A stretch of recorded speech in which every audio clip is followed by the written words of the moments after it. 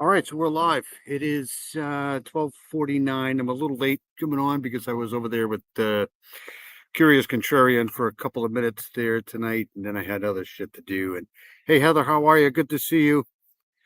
Well, you're first tonight. Thank you for coming in, Heather. Good to see you, Dean. Hope you're well, buddy. I know you weren't feeling all that great last week, so hope you're feeling better. Hey, Dandy, how are you? Good to see you. Um, so hope everybody's well. I'm gonna go over obviously the true crime cases of the week. Curious Contrarian's awesome. I was just over there. He's a great guy. Um, but if I figured I'm gonna have to do my live, I got to get over here. The mods media. Everybody's a mod here. That's so funny. All right, so I'll get to the true crime cases of the week. I'm going to go over one of the things that I went through this week myself personally, and then we're going to cover the Asha degree shit and some other things. So let me play my intro, and I'll be right back. I think. I hope. Be right back, guys. Hey, Karen Lee, how are you? Good to see you.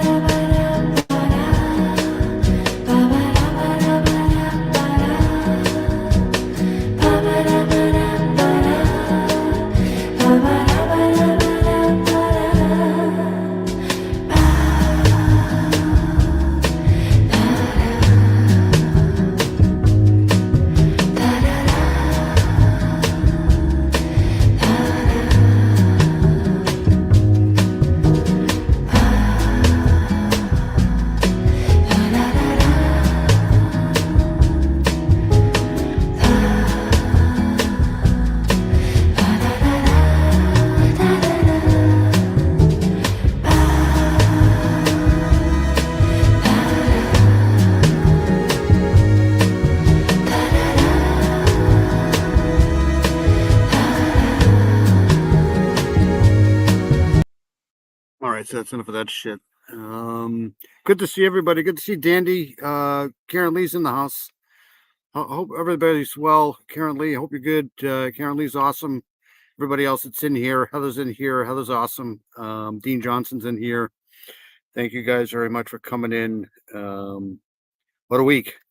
Crazy week. Crazy week. But what I'm going to go over first is something. Hold on a second. That's enough of that shit. Yeah. Anyways, let's see. What am I going to go over first? I'm going to go over. Hold on a second. Shit that happened to me. What was it? I think it was Thursday night. Second.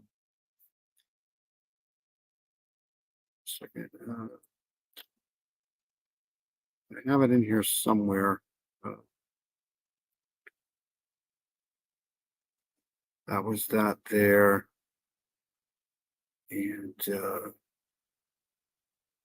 let me find this thing here. I just had it.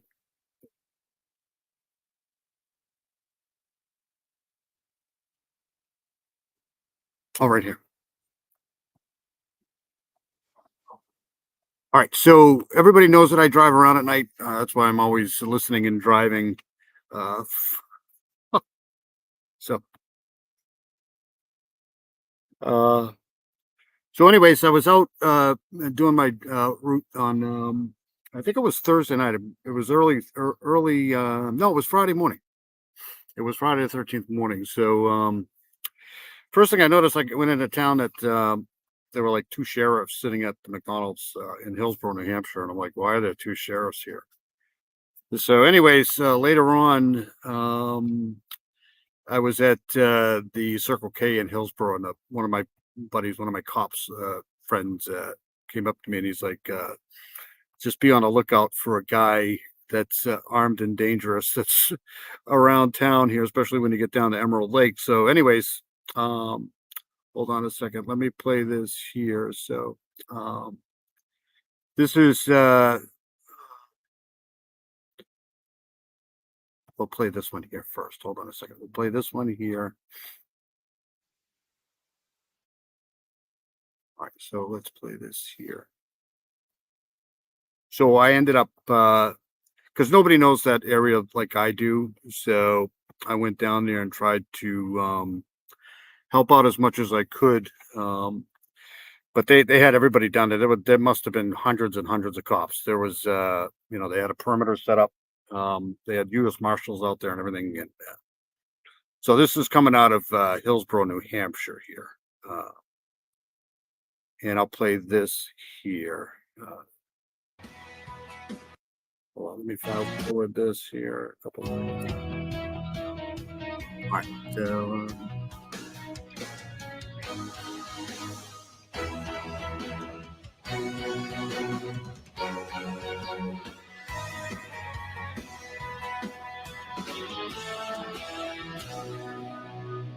Good morning, everyone. I'll bring up a map too to show everybody where this is. But Gail's in here. Hey, Gail Hurd, how are you? Good to see you. Did they find a fugitive? They actually closed down the school. I knew they would do that. I did a live Friday morning when I got home, but I just want to go over it here again on the live. Then we'll get to the stuff for the week here. On this Friday, the 13th, I'm Catherine Underwood. This is News 9 Plus on Facebook and YouTube. And here are some of the stories we're following this morning. Some big news out of Hillsborough. Schools are closed there as police search for a man they say is armed and dangerous. This was the scene last night as local, county, and state police searched for Tay Potwin. Our crew saw a heavy police presence throughout the night, including a state police helicopter flying overhead. A shelter-in-place alert was sent out for people living in the area of Emerald Lake around 9 o'clock last night, but Hillsborough police lifted it just after 2 o'clock this morning. The department says that people can resume their normal activities, but that everyone should remain vigilant and report any suspicious activity. And according to police, Potwin is wanted in Oklahoma on several charges, including narcotics trafficking. He does have. Hey, Mar, how are you? How's everything going? How's vid inquiries? Thank you for coming in. Just going over some of the shit that I went through this week. So this guy here was just, I'll show you. Let me pull up a map here. Oh, here come the maps. Hold on a second.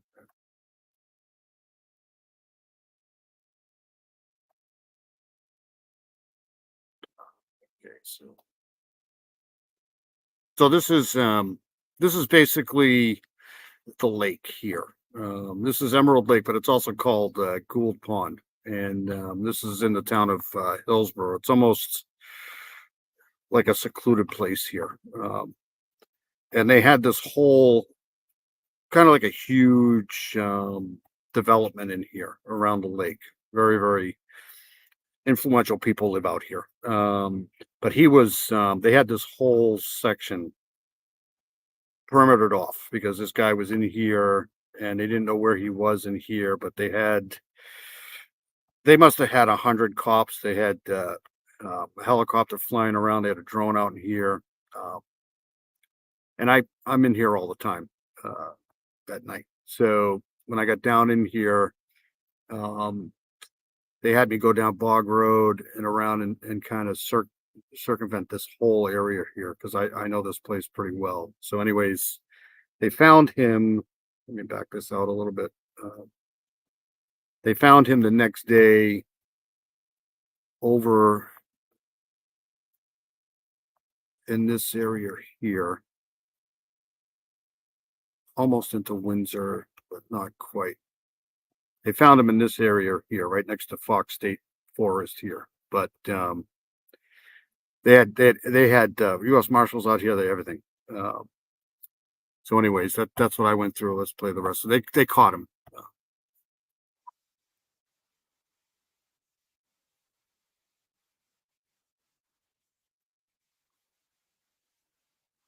So that was that. I want to play one more. Hold on a second here.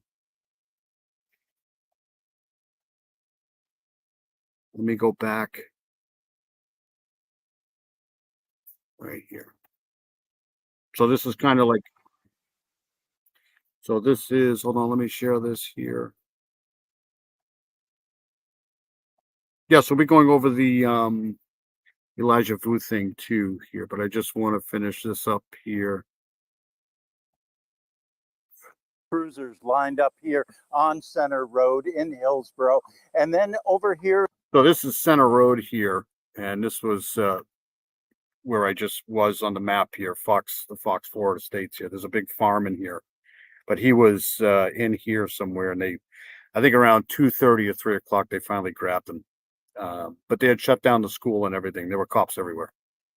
There is an orchard. On the other side of that are some woods. From distance, you can see an ATV. That is where police are searching those woods after getting a report of a man matching the description of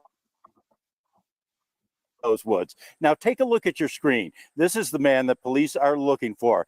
Tay Potwin is wanted in Oklahoma for narcotics trafficking and other charges. According to court paperwork, his trial was supposed to start in 10 days, but on August 15th, a warrant was issued for his arrest.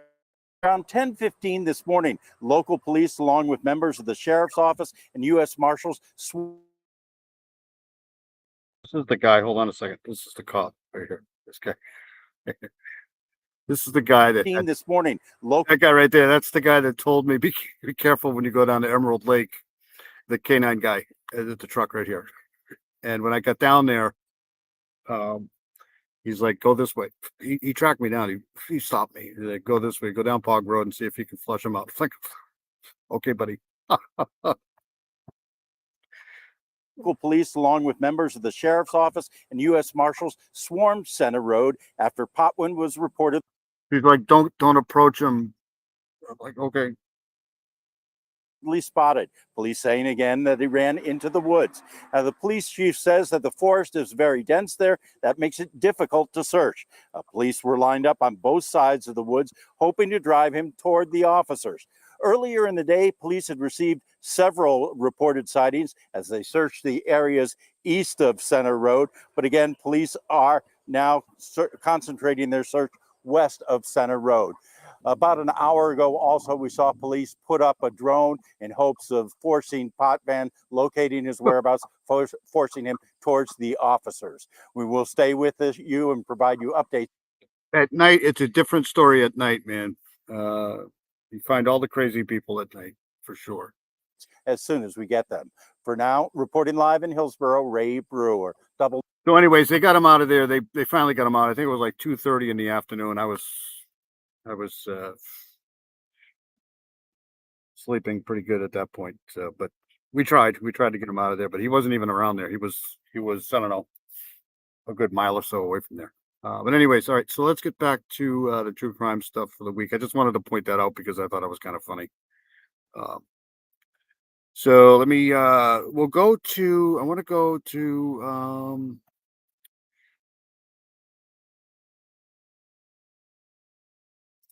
to go to another story that's been going on here. And this is the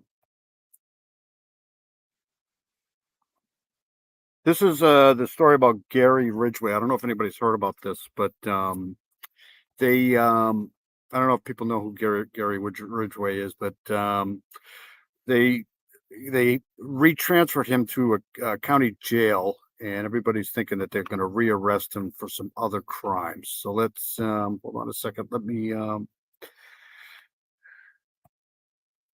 share this here. So this is Gary Ridgway, and he's been rearrested. They've moved him to a county jail. Concerned at the news, he was suddenly transferred from Washington State Penitentiary to the Walla Walla in the King County Jail, Seattle, on Monday. This was last Monday, I think it was. He's currently serving 49 consecutive life sentences for his unalivings. But I think people are saying that he may be facing other charges. That's why they've transferred him to the county jail. So let's play this here. To King County to face a new charge. Investigators have always maintained they believe there are more women than the 49 victims Ridgway confessed to. It's all about the victim. Hello, Anna. How are you? Good to see you. Good to see Anna in here. Who else snuck in while I was busy doing some shit?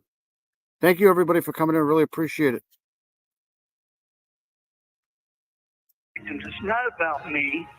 Back in 2013, in a phone interview from prison with Como Radio, Ridgway alleged there could be up to 30 more murdered women. The total number is 75 to 80. All my victims, except for one or two, were killed within 2 miles of I-5. The King County Sheriff's Office told us, quote, it continues to actively investigate potentially related cases, but offered no other details. 4 former Green River Task Force members either said no comment or didn't respond to my request. I don't know why they're so close-lipped about it. Cloyd Steiger has no connection to the Ridgway case or investigation. He was working for SPD at the time, 36 years, 20 as a homicide detective. He now works cold cases in the private sector. I thought there's two reasons they would bring him back to King County. Number one, they're going to charge him with a case he hasn't been charged with already. Or number two, there's some sort of an issue with his sentencing. They're going to go back and correct it in court. If it turns out to be a new charge, Steiger says he's confident the victim's family has already been contacted. Yeah, I know that between him and, hey, Big Fish, how are you? Good to see you. I know between this guy and, BTK, they're probably responsible for a lot more crimes than they're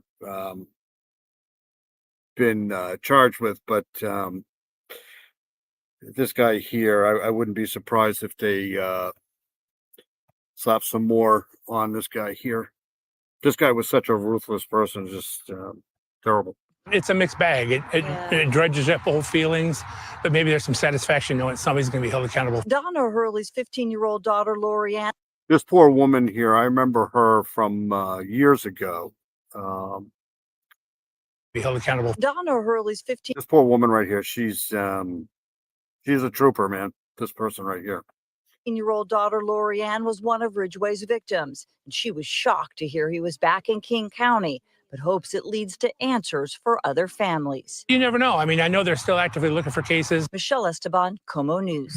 Well, tonight there is still no word on why the Green River killer, Gary Ridgway, was transferred here to the King County Jail. He's serving 49 consecutive life sentences for the murders of 49 women and girls. But back in 2013... The funny thing about this guy here is they had him twice, and then they let him go. You might remember he admitted to even more murders. Take a listen. The total number is 75 to 80. All my victims, except for one or two, were killed within 2 miles of. Hello from the 3021. Good to see you. Jenny 8576309. Is that the person who thank you? Yes. He's this guy Ridgway's an asshole. Period. Just I can't believe he's not dead. It's a mixed bag. It dredges up old feelings, but maybe there's some satisfaction knowing somebody's going to be held accountable. So tonight I talked with Michelle Esteban, who's continuing to press county officials for answers on why Ridgway was moved in the first place. Well, Michelle, thanks for being with us here in ARC Seattle tonight. So I know a lot of people are so curious as to why Gary Ridgway is there at the King County Jail. What have you been able to learn today? Well, I've been able to learn that prosecutors as well as police are remaining tight-lipped on this, and I don't know why. They had him. They'd arrested him for something else. I think he was actually arrested for trying to pick up an SW, and they didn't have anything on him, and so they let him go. I think that's how they found something about the truck that he was using. Gone to for the vehicle. I forget now. I always get him and the Golden State Killer mixed up, but I'm pretty sure they had this guy twice. court to see if there's a court date set up. There isn't. I've gone to the court records. They're sealed, which means I can't open them to see what is happening. I've called the sheriff's department to find out, look, you guys are the ones that investigated this case. What can you tell me? And all they are saying is what they told us yesterday. And that's when we learned that Ridgway had been transferred from the penitentiary in Walla Walla to the King County Jail. And they're saying that they continue to actively, investigate cases related to this, but offered no specifics. I thought the other thing that was interesting, Preston, is I thought, I'm going to go back to the task force members. There was a big task force that worked on this case. And I was able to find numbers for 4 people. There's 2 others that I wanted to talk to that have passed away since this case. But the 4 that I did reach out to, 2 of them never got back to me, and 2 of the others said, You doing better, Dean? I don't know what's going on with you last week, man. I was about to send some people down there to check on you. Yeah, they didn't want to believe the person who accused him, right? That was the one that got away, right? That was the one that there's so many SKers that you get them all confused. But I'm pretty sure one of the women got away, and she went and they didn't want to believe her, so they went by his house and they couldn't do anything. But then they had him before that, trying to pick up an SW, I think, and they just can't comment. So they're really tight-lipped about it. So the answer to your question is we don't know, but we're going to keep asking. It's interesting they'd have to bring him all the way to King County to deal with a matter when they couldn't just do it from Walla Walla, where he is now. It is interesting to see, with his age, and you wonder, is he healthy? They bring him here for maybe a reason to be sick, but then again, you think, well, he could maybe be treated there. So I know there are so many questions, but a lot of people are really upset at just the fact that he's here in Seattle at all. And when you get to be my age, man, you get dizzy really all the time. I get dizzy all the time, especially when I first wake up. Like if I first wake up and I don't have my coffee, I might as well just go back to sleep. And a life alert bracelet, absolutely. Well, I'm glad you're feeling better, buddy. say he should never be here. Yeah, I caught up with a guy named Cloyd Steiger. I mean, we've talked to him before. He's a longtime SPD staffer. He was a patrol officer when these victims first started surfacing.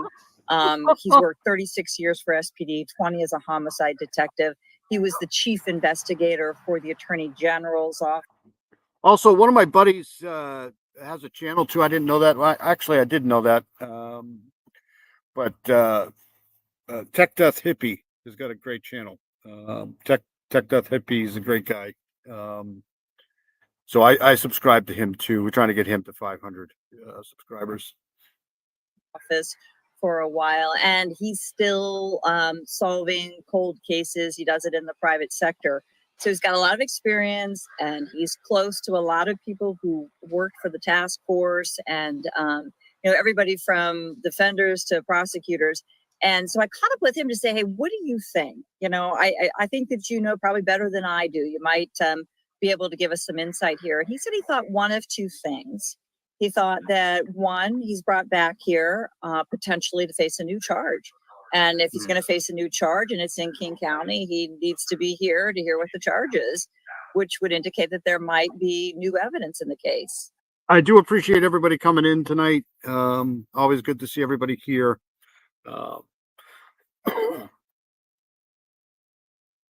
The other thing he said is that it's possible, maybe on some sort of technicality, he's back here to be resentenced and has to be in court in order to do that. So, those are the 2 things. It's interesting that you brought up, his health and medically what's up with him there. And I asked as well, I'm like, could this be medical treatment? And he said flat out no. He said, Okay. I really do not believe that he would be brought here, because he said he could absolutely get what he needs there. Hey, Miranda Lee, how are you? Good to see you. Yeah, you had a great live over there tonight. Curious Contrarian's really cool. I like him a lot. He's a good guy. And of course, Southern Gal is fantastic. So, but just to your other point, just about families, as you know, we reached out to Donna Hurley's family, or to Donna Hurley last night. Her daughter was one of the victims, and she was just shocked. She had no idea he was back. And it's unsettling for folks because it dredges up some of those old feelings. So she was shocked that he was back, hadn't heard anything. These guys have no idea how many people's lives that they completely destroy. It's not just,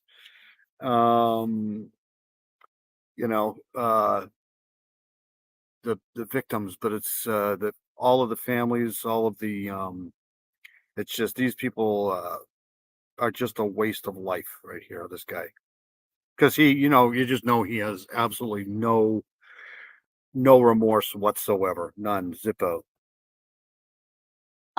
But if he's here, she's hopeful it might lead to new evidence. And that would be very interesting because a lot of people are going to be interested to see him in court and see what that new evidence is. I mean, what he's serving 49 life. Hey, Jocelyn, good to see you. Jocelyn's in here. Hey, Jocelyn, what's up? Thank you for coming in. Yeah, him and if you're trying to tell me, thank you, Dandy. If you're trying to tell me that that's the only ones that they're, suspected of, BTK too. It's hard for me to believe he's only done 10. There's got to be more. There just has to be. Life terms right now for the murders he's committed, and who knows, it could be 50 life terms. I mean, the whole thing, I guess it doesn't matter. I mean, he'll never get out of prison, but potentially he could end up serving 80 life sentences based on the number of people we think might be out there. Yeah, so here's what's interesting. It matters because if you're the family, right, who has a loved one that's, that they've never been able to solve the case and it's never been linked to this, but now you find out. I mean, you need your day in court. You need that opportunity to be in court and to know that the case, has gone before a judge and been prosecuted, right? Yeah. So there's that. I've kind of taken a break from all the Delphi shit that I normally go to. I mean, sorry that happened to you, Miranda, but I just, I can't. There's only so much,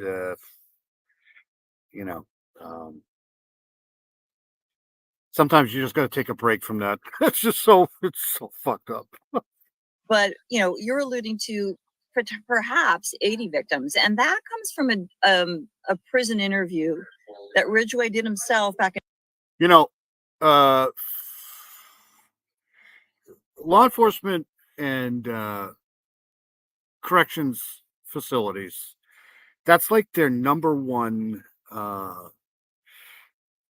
They spend a lot of money on jailhouse, prison house confessions. And once they get those confessions, man, I'm not saying it's right, but juries don't like confessions, man. They just don't.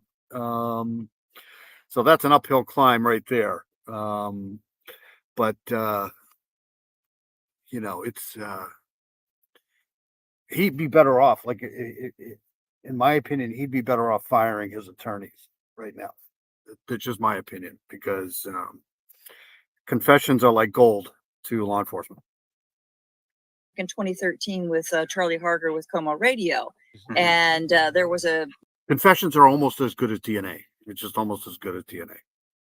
Federal or a private investigator who was talking to Ridgway. And so Charlie also became a part of those phone conversations and got Ridgway to agree to go on the record. And he said that, there are between 75 to 80 victims he'd like to help police find them.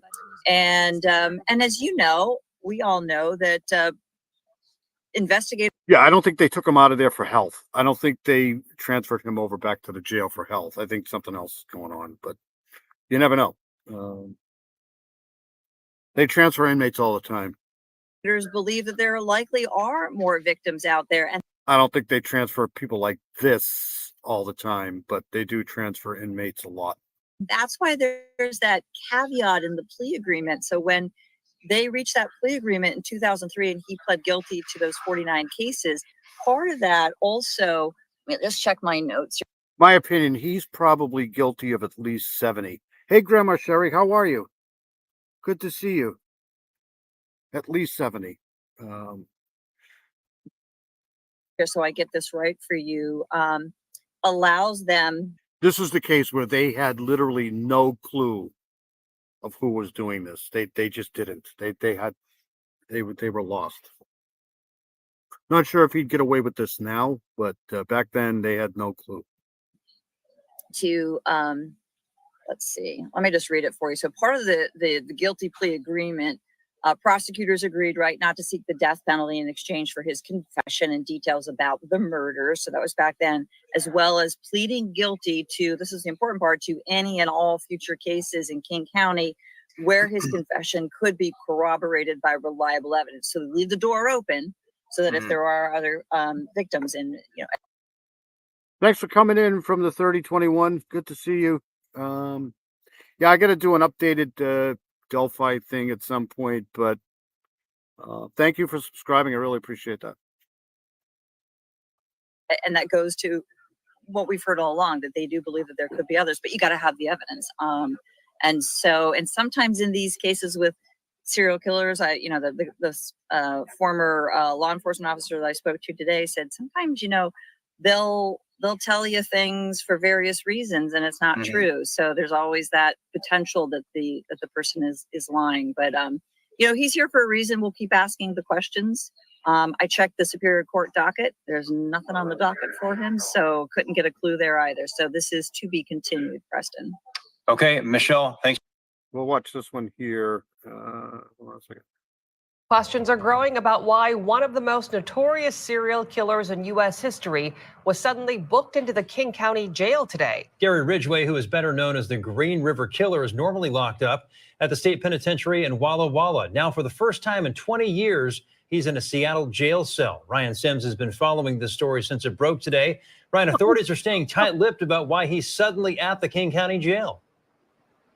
The one that I use most likely these days here, since I'm so freaking old, is I just forgot. And usually people get such senior moment. Sorry I'm late. My car wouldn't start. My dog ate my homework. That's freaking classic. Oh. Hello, Jenny, 8675309. Good to see you. Thanks for the heads up from 3021. Thank you for inviting him in here. It's almost bedtime in Colorado. Good to see everybody in here. Good to see Jenny. Where the hell was I? Right here. Okay. Yeah, very much so. All the King County Sheriff's Office would tell us and was willing to say is that they're still investigating possible links between crimes and Gary Ridgway, but still questions adding up fast. For the first time in 2 decades, the Green River Killer is back here in Washington's West Side. It just sent a wave of nausea through me. This was done. When was this done? This was done 4 days ago. So, among those reacting to this news, Donna Hurley, whose 15-year-old daughter Lori was killed by Gary Ridgway all the way back in 19. I remember this woman here because she's just so, you can tell these people are just devastated, and it's just never going to be the same for them. It's just, it sucks. 85. My heart goes out to those detectives and those families who are waiting on this parasite. Donna says she had no idea Ridgway had even left the state pen in Walla Walla until Como News called her and told her about it. I guess at one time thought maybe he had killed upwards of 70, 80 people. How many remains have been found? Authorities have often wondered that same thing. In a quick statement to Como, the King County Sheriff's Office said it continues to investigate cases with Ridgway's possible involvement. While his reason for being in King County hasn't been released, at least not yet, Donna thinks that there is a possibility. See, in my opinion, these people here are so stuck on themselves that they feel like this is their time to shine when they finally give up their plea, and they're just horrible human beings. He's in his limelight right here, showing these people where he put all of these people, and it just sucks. That he is working with authorities to unearth victims who have never been found or identified. We were the hostages. He could come up at any time and say, oh, I can tell you where there's one more body or 5 more bodies. Ridgway is currently serving 49 consecutive life sentences for murder, each one representing the people he killed during his killing spree from the early 80s through the late 90s. If people think they don't carry this in their hearts every day, they're wrong. It's affected a lot of lives. A lot of lives over a lot of time. Talking about the people he murdered. It was only this past January 2024, when one of his victims was identified 40 years after she went missing. Coming to you live from Seattle tonight, Ryan Sims, KOMO News. Good evening and welcome to ARC Seattle at 10. I am Preston Phillips. Tonight, one of the most notorious serial killers ever known has been moved to the King County Jail. Gary Ridgway, who is more commonly known as the Green River Killer, is back in Seattle for the first time in 20 years. Ridgway is serving life in prison without. Of course, I don't know how much you can trust these people either. I don't. When it comes to BTK, I trust about 80% of what he says. Jenny deserves it.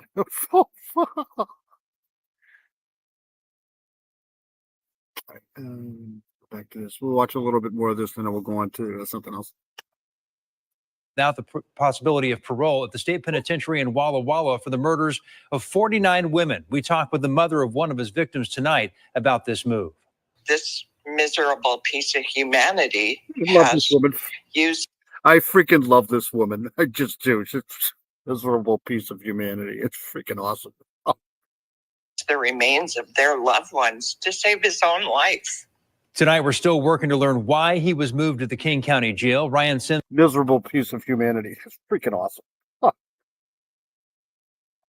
Joining us now. He's been covering this story all afternoon and evening. Ryan, the news of Ridgway being moved here to Seattle was a shock to so many people, including the victims of the families of his victims.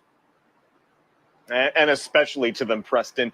I mean, you got to consider this, that for decades, and it really was decades, they went without any answers at all. And many of them, it took 20, 30 years for the DNA evidence to come through, for them to even know what had happened to their loved ones, that their loved ones were truly dead, and also to find out that their loved ones, their fate, they met their... Where's Evil? Necessarily Evil's in here? I just found out tonight Necessarily Evil is Charles. So, hey, Charles, what's up, buddy? Good to see you. I saw you over there at Curious Contrarian. You had a good live, great live tonight. Their fate under the hands of a serial killer like that one, like the Green River Killer. And so it has taken so much emotional bandwidth to process all of that. And you can imagine today, we spoke to the woman that you heard kind of... Just think of all the ticks that are in here. Leading into this piece, she had no idea any of this until we called her, and you heard the shock in her face when I spoke to her over the phone. She was hoping to finally put all of this behind her. You know, her own daughter went missing 1983. Her bones were discovered 1985, yet it wasn't until last December. We're talking about December of 2023 that DNA evidence finally... Takes me a little while to catch on. Everybody's saying Charles, and I'm like, what the hell? Who the hell is freaking Charles? But apparently that's Necessarily Evil. So now I know. So you learn something new every day, apparently. Identified those bones, allowed her to retrieve her daughter's remains, to bury her daughter, and to concretely know that her daughter did die at the hands of Gary Ridgway. She long suspected it, but everything was confirmed in December. So finally in December, just a few months ago, after 40 years, she's finally able to get this closure. Well, you can imagine her shock today when a news crew calls her and tells her that, you know, by the way, this guy that was convicted of killing your daughter, he's now been transferred across the state. We don't know why or anything because authorities are not saying anything. She expressed dismay at that and disappointment. Now, she told us that she hopes it is for a good cause and that the reason why this is all happening is that he in some way has agreed to cooperate or is somewhat working with authorities on maybe identifying victims who are still out there who have never been found or never been identified. So that's the hope. And so far, that seems like a likely scenario given the little that we've been told by the sheriff's office. They say that they are still working to connect Ridgway to existing cases where he may be involved. And so, again, he is out here for the first time in 21 years, but talking about that mother that we've been speaking about, again, it's quite the thing to know that, you know, she said that she finally had closure. And after all that time now, again, today she finds out. I really think that's what they should do with some of these guys. They should just let the families after them. that this has happened. It seems like, according to families who have gone through the unthinkable, having their loved one die at the hands of a serial killer, that the only place they want Ridgway, understandably, is inside a state penitentiary, locked up in Walla Walla, and nowhere else do they want him. And so the news that he is now in King County, in the heart of Seattle, definitely locked up. There's a lot of guards around. I always forget to like too. It's so weird. Like I go to some of these great YouTubers, and I literally have to double check to make sure. I don't even know what the likes do, but who knows? Yes, I'm so happy there's so many people in here. You guys are awesome. And we would imagine still very, very secure. But the fact that he is now across the state, and he moved across the state without them even being told, definitely unsettling for them, Preston. Right. And I think also what's unsettling is when you look up Gary Ridgway and his past victims, the many, anywhere online, and you scroll through all of the victims, the 49 at least that have been identified, you see many who haven't been found. The remains haven't been discovered. So there are many more, as you know, and possibly even more than that, that we don't know where they are and may not even have been talked about at this point. So it's unclear exactly where they're going to be dealing with him or where he might be leading them. So it's going to be interesting to see how all of this unfolds. Yeah, definitely. I mean, so far we've talked about 49 confirmed cases, but over the years, authorities have been given every reason to suspect it could be 70 cases, 80 cases. That is. Yeah, I think myself personally, I think it's closer to 70.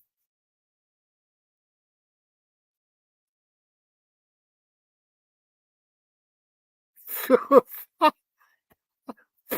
guys are awesome. This chat is the best. Literally the best. As long as you guys are having a good time, I don't really care. That's awesome. Just staggering. And if it is 80 cases, we don't know if it is, but if it is 80 cases, that means at least 30 other people are still out there and have been out there for decades as a result of this. And so, again, going back to that mother, we got her reaction today. She said that isn't this the case where they found I think it was like 6 or 7 bodies in one area? They found like bones. It was like the boneyard. They called it the boneyard. I think it was this guy. Not sure.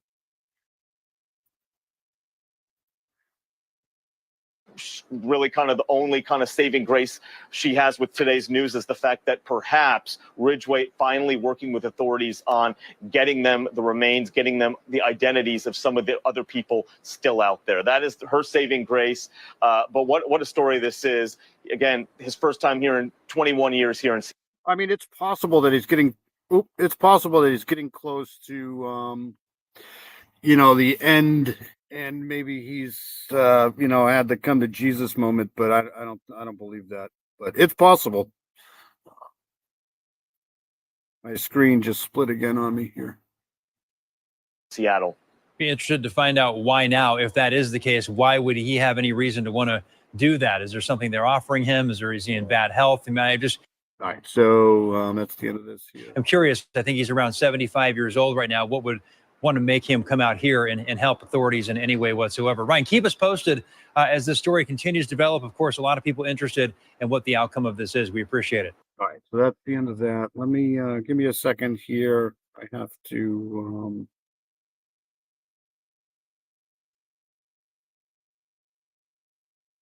All right. Hold on a second. I gotta.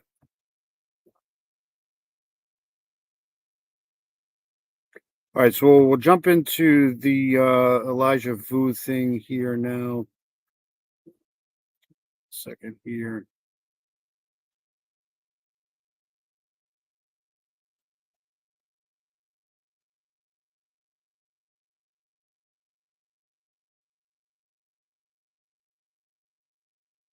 All right, so here's this here. Let's play this here.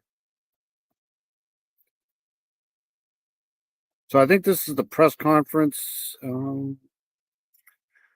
But if you remember a couple of weeks ago, they located a couple of remains, and then they sent it to some testing. And everybody was kind of hoping that it wasn't this kid, but it's terrible. So let me share this here and This is just such a horrible case. This kid had no chance whatsoever. He couldn't have been, born to the most horrible parents ever. So this one was done a day ago. Two Rivers Police Department said Friday that the skeletal remains found have been identified as the missing boy, Elijah Vu. And, let's play this here. Just such a sad case, so horrible. Support for Elijah has been greatly appreciated by all of us. Today, we're holding this press briefing to provide you updates in regards to the search for Elijah Vu. Since the moment that we took the call on February 20th of this year for Elijah Vu being missing, Elijah has been our top priority and will remain our top priority. Because we are committed to open and honest communication with our community, we are holding this press briefing. Chief Ben Meinert of the Two Rivers Police Department will be sharing important updates with you all. Meinert's last name is spelled M-E-I. We have the very first MC Hammer.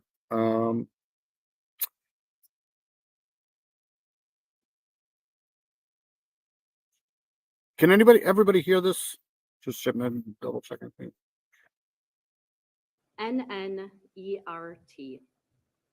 We will not be taking any questioning during or following the press briefing because we are already sharing all of the information that we are able to provide to you at this time. There will be a packet available for you containing the information that Chief will be sharing, and I will provide that to you following the press briefing. Chief Meinert.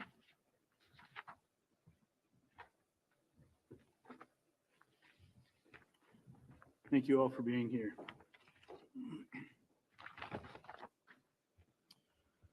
Last Saturday, Sheriff Hartwig called me immediately upon learning his deputies were responding to investigate a report of skeletal remains found by someone in the town of Two Rivers.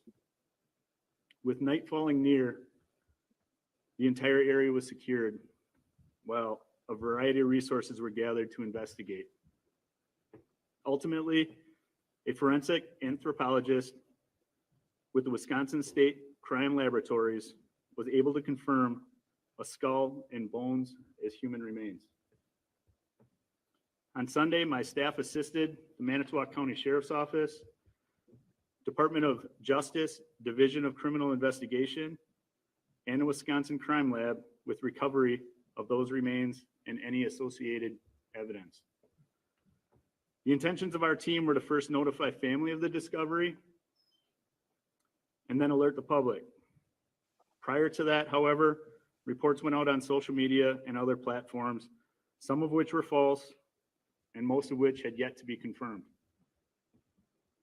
While we do feel it's important to share information with the public, our first priority is Elijah and the integrity of the investigation, as well as communication with the family.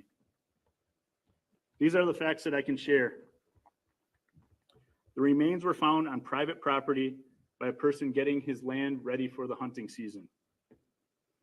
This land was not on Manitou Girl Scout camp property, but rather a thick wooded area with heavy underbrush, just to the north of Manitou. This location is just over 3 miles northwest of where he. Yeah, I think they're getting close with Sebastian Rogers too, to be honest with you. But yeah, these cases with these kids, like this kid here, didn't deserve this, that's for sure. He originally was reported missing. This area had been searched several times, as had been reported, by law enforcement searches, by private searches, by the landowner, by air, and with various search and rescue teams. Despite all those previous efforts and throughout different conditions and changing seasons, we continued searching and even had continued searches scheduled as early as next week. The remains found by the hunter and recovered by law enforcement were taken to the Wisconsin Crime Lab for DNA testing to identify the person. It is with a heavy heart that I announce to you today, those remains were identified as Elijah Vu. With that news and following this briefing, the Amber Alert will be canceled. As soon as Elijah was identified, we notified his family. I ask that you respect them and allow them to grieve. The area where Elijah was located is private property, and we ask that you respect the private property owner and avoid that area. This is not the outcome that we hoped for. The family's devastated, we're devastated, our community's devastated. I never met Elijah, but I watched that 3-year-old boy bring out the best in this community. I can't thank the public and our businesses enough.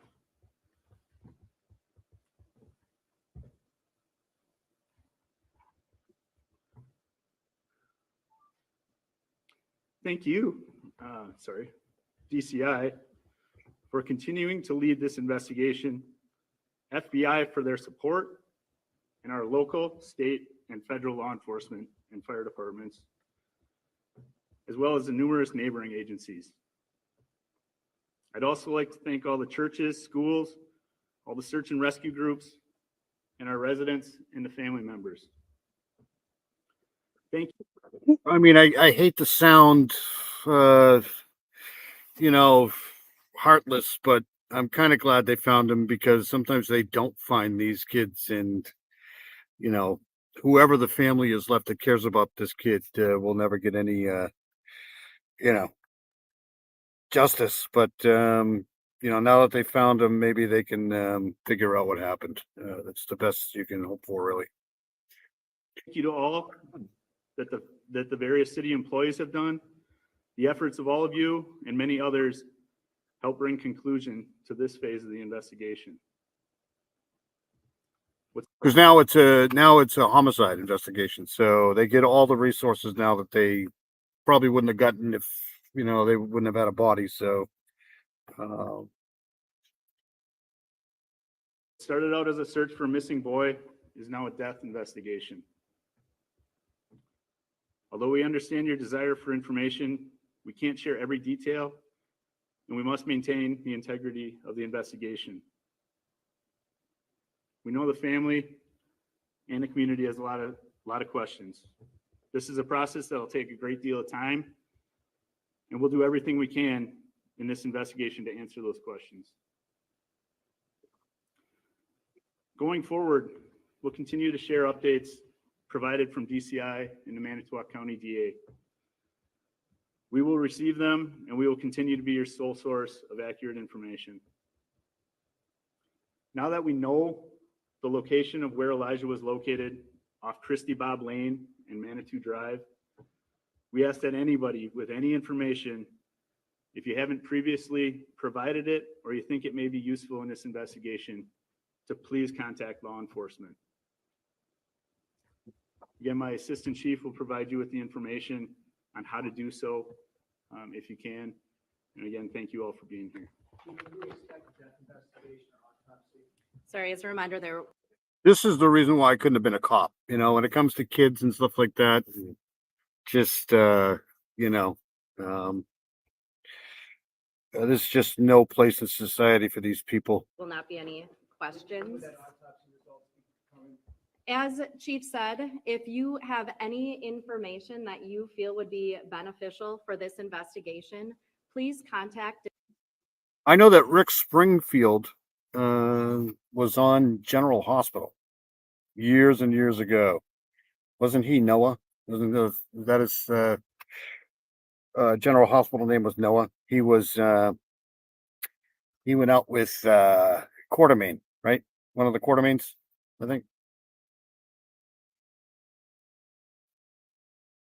Detective Lieutenant Glazer of the Two Rivers Police Department.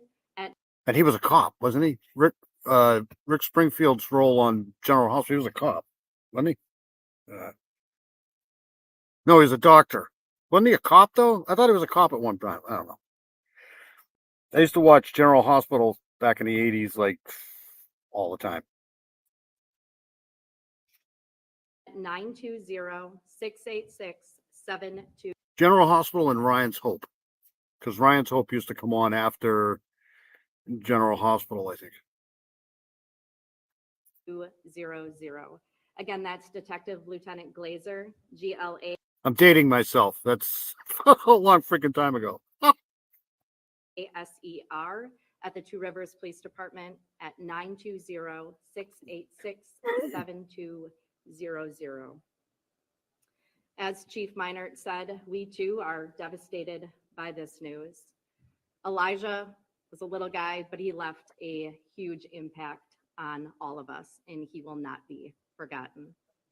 That will conclude the information we're sharing today at this press briefing. As a reminder, That just sucks. It's just terrible. This was done, remains found, so play this one here. because we are committed to open and honest communication with our community, we are holding this press briefing. Chief Ben Meinert of the Two Rivers Police Department will be sharing important updates with you all. Meinert's last name. Wait, We lived less than a mile away from where it happened, so it did hit pretty close to home. A gut punch for neighbors in Two Rivers. Human remains. look at this kid. Like, why? Why would anybody do this? This is just, what did he do? He didn't do anything. It's really awful. Neighbors in Two Rivers. Human remains discovered over the weekend near the location where a 3-year-old boy was reported missing in February. Tonight, a statewide Amber Alert for Elijah Vu is still active. Investigators say testing to identify the remains will take time. People living nearby tell our Megan Lee they're awaiting answers and closure for Elijah's family. The community here in Two Rivers is holding its breath tonight as remains were found on Saturday by a hunter. Many asking the question, do these belong to 3-year-old Elijah Vu, who went missing in February? Many people have been touched by Elijah's story. They're not too far away from his age when he went missing. It would be heartbreaking to think of them being in a similar situation. For Ryan Bedeau, it's hard to not think of Elijah's disappearance as he plays with his twin boys. Being a dad and hearing about this, what goes through your mind? It's heartbreaking, but it was really good to see the community's response to it. I cannot describe how many people that I saw out searching for him, calling his. Some people are just not supposed to be parents, apparently. His name the day after. Although investigators haven't connected the remains to Elijah, many assume they belong to the young boy. It certainly seems to be pointing in that direction.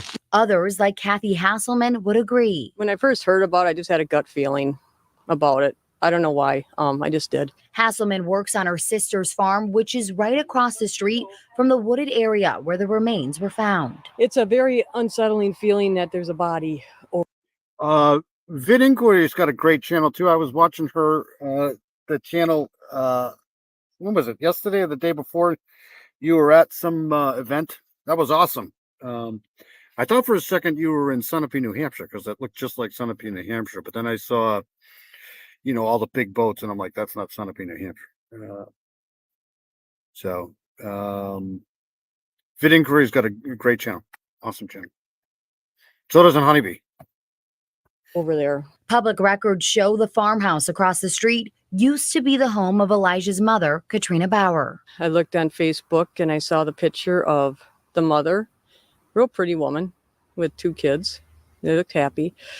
And I looked at the porch and I'm like, oh my God, that's my sister's. For months, the community has searched for Elijah and answers revolving around his disappearance. The thing that I kind of keep coming back to is at this point, we obviously kind of know that he's not safe. This is so sad. This whole thing, poor kid. Somewhere. So I'm glad that we at least found something for law enforcement to go off. We kind of know that he's not. I mean, how many people would have loved to have adopted this kid and treated this kid correctly? It sucks. Not safe somewhere. So I'm glad that we at least found something for law enforcement to go off of. The Manitowoc County Sheriff's Office says this DNA testing is a lengthy process, which means the community members will have to wait on closure that many of them so desperately want. In Two Rivers, Megan Lee, TMJ4 News. Definitely a story we'll keep our eye on. Thank you, Megan. So far, no. Yeah, it was great. I was anytime I see boats and people partying next to a dock like that, that's awesome. That was great. Great work. All right, so that's just sad. It just sucks. It's Michael Vaughn too. Yes, there's just too many of them. There's just too many cases. There's another one around here that I'll probably be covering next week. Um, yes, the band was awesome. We're doing some Tom Petty for sure. Boats and Hose. Fucking Dean.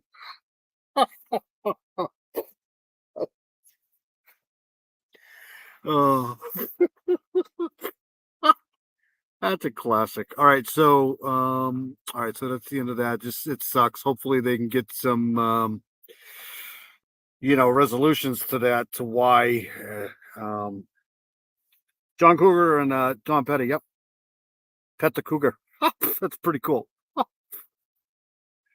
All right, so I'm gonna go to this here because this, you can't keep these people out of the news, but this is this interview was done a little while ago, so I want to play this here. Hold on a second, let me share this. This is another interview with Madeline Soto's mom. This is what they call the new interview, right? So on the day after Maddie Soto's mother reported her missing, police spoke to her several times about her actions and statements. And this is the Kissimmee police detectives this time here. We listened the last time. I don't know who that was interviewing her, but here's this. B. The police were hoping to find her alive and safe. She didn't show up for school the morning of February 26th after Jen Soto's on-again, off-again boyfriend, Stephen Stearns, claimed he dropped Maddie off at a church down the street from her school. Stephen Stearns, of course, is now charged with sexually abusing Maddie for years and murdering her. An Orange County Sheriff's deputy's body camera recorded Jen Soto reporting her daughter missing that evening. So like I said, I don't mind promoting other people's channels. Vid Inquiry is great. If you have channels, that's why I give people wrenches in here. Or if you know people that have really good channels, feel free to, post them in here for sure. I know, and if you want a wrench, let me know. Jenny, you too. Because I know there's a lot of great channels out there, and the more, we promote good channels and keeping some of these cases out in the limelight here, the better off we're all going to be.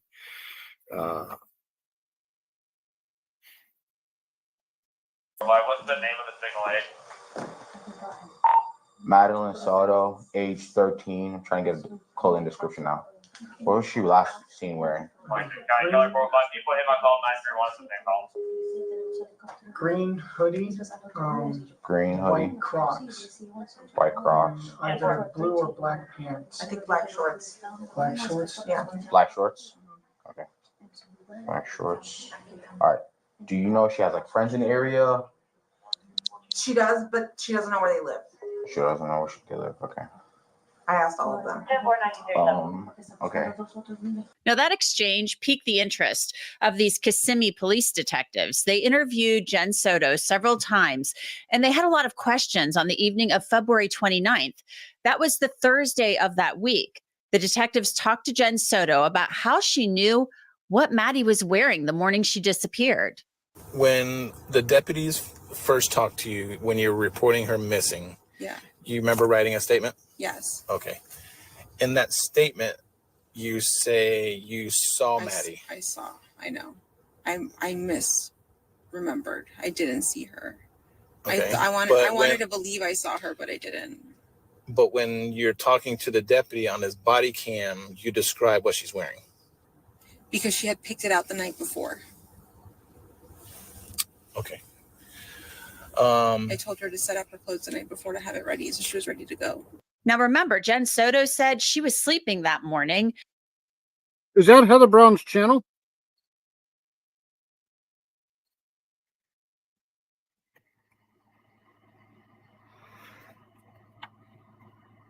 If I can do it, anybody can do it. Anna.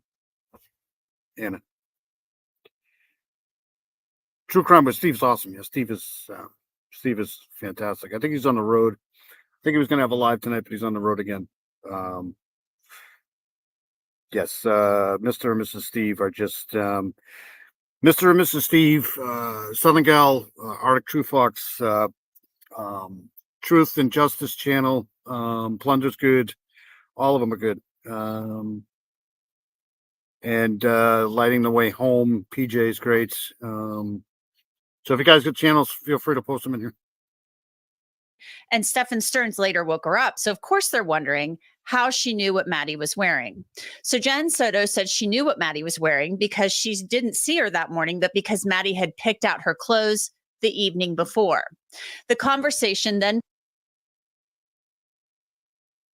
her clothes the night before to have it ready, so she was ready to go. Now, remember, Jen Soto said she was sleeping that morning, and Stefan Stearns later woke her up. So, of course, they're wondering how she knew what Maddie was wearing. So Jen Soto said she knew what Maddie was wearing because she didn't see her that morning, but because Maddie had picked out her clothes the evening before. The conversation then turned to Stefan and Jen's second. See, I don't know. I have to really do like a whole day on this, listening to these interviews, because something is not adding up in this whole thing. It's just not. And that's why I have to listen to the whole thing, because there's just, I don't know, maybe it's just me, but something's just not adding up here with this whole thing. Sex life. Now, this is probably an important point given the allegations of sexual abuse in this case. Now, the relationship that you had with Stefan, you told me that you haven't had sex in a while. Yeah. Hey, Paula, good to see you. Thank you for coming in. Paula's awesome. Yes, Steve is the real deal. Steve is, he doesn't have to do the things he does. He just, he's probably the best thing that's ever happened to true crime. And I'm not kidding. Him and Mrs. Steve. Mrs. Steve is the guinea pig in a lot of this stuff. She does a lot of work behind the scenes, but the two of them are just fantastic.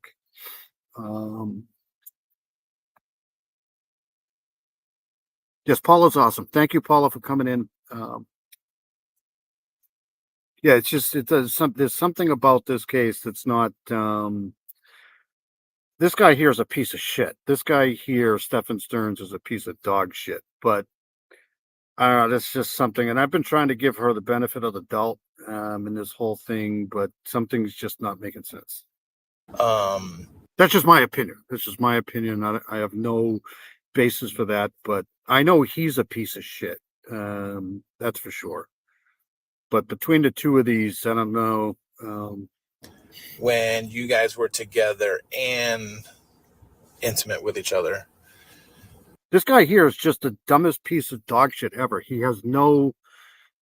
This guy here has absolutely no mental capacity whatsoever. He's just dumb. He's an idiot, literally. This may be a little uncomfortable, but something that we have to discuss is when you guys were intimate with each other. A lot of people call it vanilla sex. Mm-hmm. Some people, like I've said, I've never heard of that before. I've never heard of. I know when we were growing up, we couldn't even go in our parents' room. Like we had like a ranch with like 2 bathrooms. They had their own bathroom, the master bathroom. We wouldn't even be allowed in our parents' room. So to have, especially somebody that you just don't know, and you just have Duty Run's awesome. Yeah, Duty Run's great. Joey Brooklyn's good too. Who's that other guy? Joe Giacalone's great. They're all good. But I've never heard of that. I've never ever heard of anybody letting their children sleep in the same room with a boyfriend or something. It's odd. It's just odd. It doesn't make any sense. People call it, whatever kind of sex you want to call it. Mm-hmm. How would you describe you and Stefan when you guys were intimate?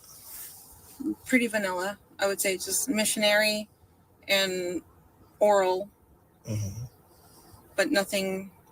Okay, this is going to be a little triggering. Sorry. I didn't know that was coming. Sorry. Nothing more than that. Now, keep in mind, this conversation is happening while Stephen Stearns is being charged with sexually abusing Maddie.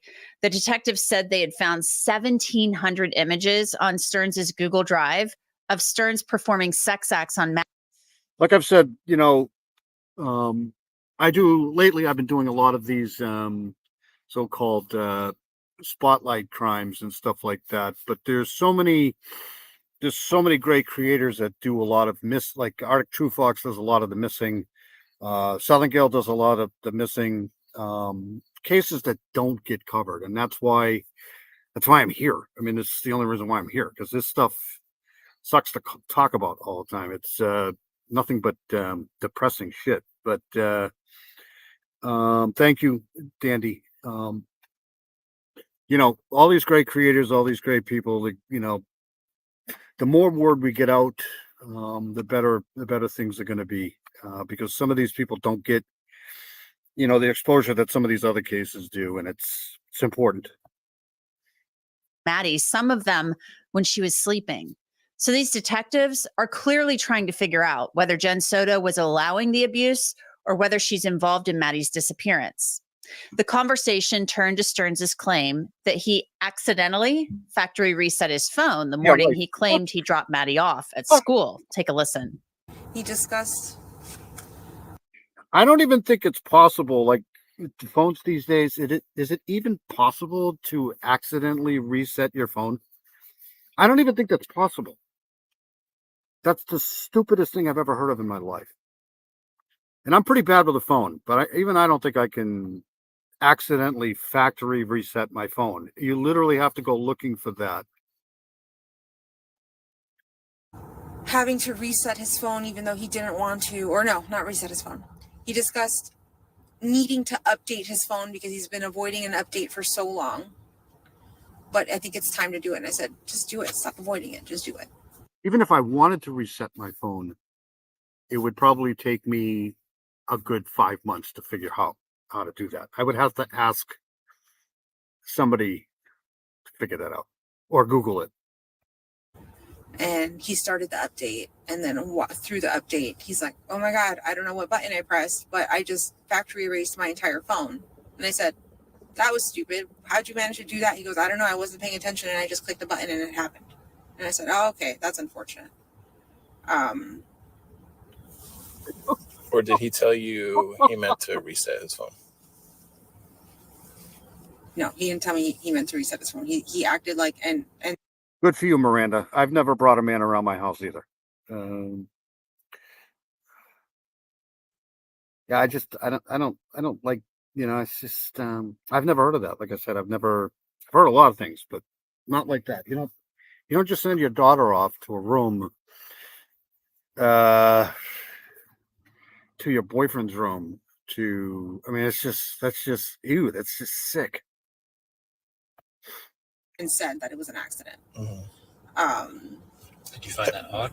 Of course I find that odd. That's suspicious as hell. I don't think anybody is buying the accidentally factory reset the phone explanation. I said. Now, the detectives were also very interested in this whole thing about Jen Soto, Maddie, and Stephen Stearns sleeping in the same bed together. And then at times, Maddie and Stephen sleeping. And like I've said, if anybody's been to Kissimmee or Busch Gardens or anywhere in Florida like that, especially Kissimmee and Orlando, you can't do anything without being on camera. There's cameras everywhere. Everywhere you go, it's like the Mecca travel capital. Like everybody goes there. It's Disney World. It's Epcot. It's all the businesses around there. He's an idiot. He was on camera right as soon as he as soon as he left in the car. They had him on camera. They knew right away. They had to have. 13, right? She was 13, I think. You can't go anywhere in that area without being on camera. At every traffic light, there's camera lights. They actually have undercover cop cars down there that look like just normal, regular, everyday sedans. So that they're watching you all the time. In bed together alone. How long has that been going on? Okay, so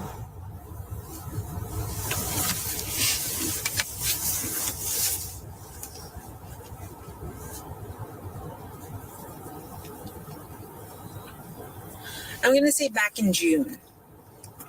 It was primarily the three of us sleeping in bed together all the time. And why? How did that start?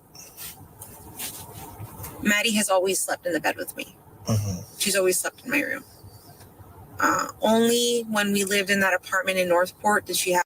See that I understand that. Like, sometimes my daughter sleeps with, because I'm never home at night, so she sometimes sleeps with my wife. But I've never heard of anybody sending their daughter off to a room where a guy that she's just kind of having like an acquaintance with is in the same. It's just that's creepy. That doesn't happen. It's just awful. That's terrible. Have her own bedroom, and we could afford for her to have her own room. So that was the only time she's actually had her own room. Here, she's always shared a room with me. When she was a baby, she had her own bedroom here for a few years. But once she got older and we started having roommates and all that stuff, she started just staying with me in my bedroom. Stefan, during the times that we did live with Stefan, it would be the three of us in this bed down here, down in the master bedroom. Are you okay, Jocelyn? Are you sick, or are you just responding to this psycho person here? Because that's what he is. He's just sick. He's a sick individual for sure. Yeah, I'm wondering that too. I haven't heard anything, so I haven't said anything, but I wouldn't doubt it. I think he just groomed her, and then she started to catch on to it, and she was gonna say something, and then but who knows? It wasn't until June of last year that, Just like that other piece of dog shit up there in South Carolina with Micah Miller. I know that he didn't technically unalive her, right? But he basically did the same thing. He groomed her right from the start, and then when he started to get sick of her and she wanted to leave him and try to figure out her own life, he's another piece of shit. Period. My opinion. we had broken up, and I said, okay, I don't want to sleep in the same bed with you. Please move upstairs. And he moved upstairs. At this point, Maddie pretty much slept with me all the time. I think I can count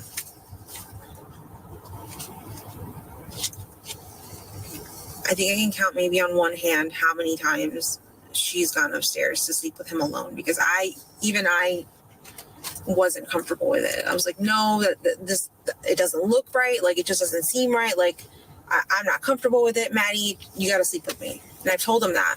But there were times that they'd beg for sleepovers. Like, please, we just want to stay up late watching movies. And I would be too tired to stay up late. So I would say, fine, go ahead and do it. But Yeah, because she was groomed. I mean, she was groomed. So she probably thought, that this stuff was normal. I mean, when you groom kids early, it just, when these people do stuff like this, they don't start realizing that it's not normal until they start hanging out with other people, and other people say, that's not normal. I mean, look at this kid. She, again, she shouldn't be not with us. She should be here, period. just this once, like. The detectives then asked Jen Soto how she felt about Maddie and Stefan sleeping in the same bed together. When did you start becoming comfortable with it?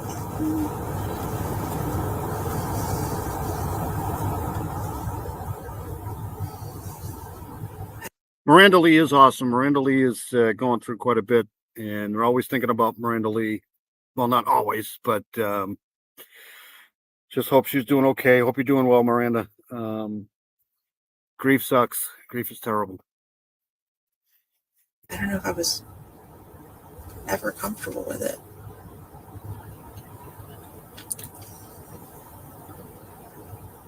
But you told them to go Sunday night to go sleep together. I did.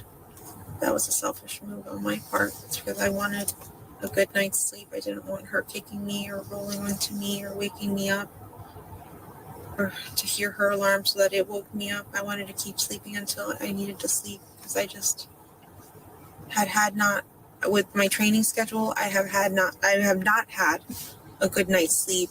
My medication was out of whack. This next exchange is kind of shocking. It left me kind of going like, what? Given that Jen Soto said she didn't know about the sexual abuse and that she trusted Stephen Stearns. He's never said anything to you or anything about it.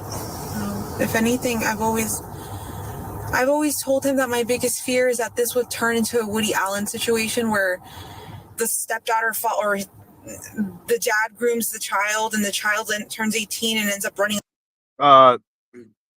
Just my 2 cents in this whole Miranda Lee thing. If you meet a guy, right, and the guy says that they love moonlit walks on the beach and they love kids and all of that stuff, right? Run away. Hello, Callie Dime. Good to see you. Which comment? Hold on a second. Let me replay that. Away with him. I told him like that was my biggest fear and I don't ever. I was running my big mouth here. Hold on a second. Let me replay that.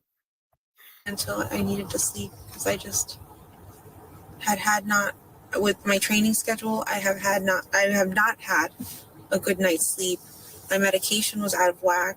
This next exchange is kind of shocking. It left me kind of going like, what? Given that Jen Soto said she didn't know about. And I was told there was like 4 rooms in the house. So I don't know. Just the whole thing, like I said, the whole thing, and I've been trying to give her the benefit of the doubt, but this thing is starting to sound really weird. The sexual abuse and that she trusted Stephen Stearns. He's never said anything to you or anything about it.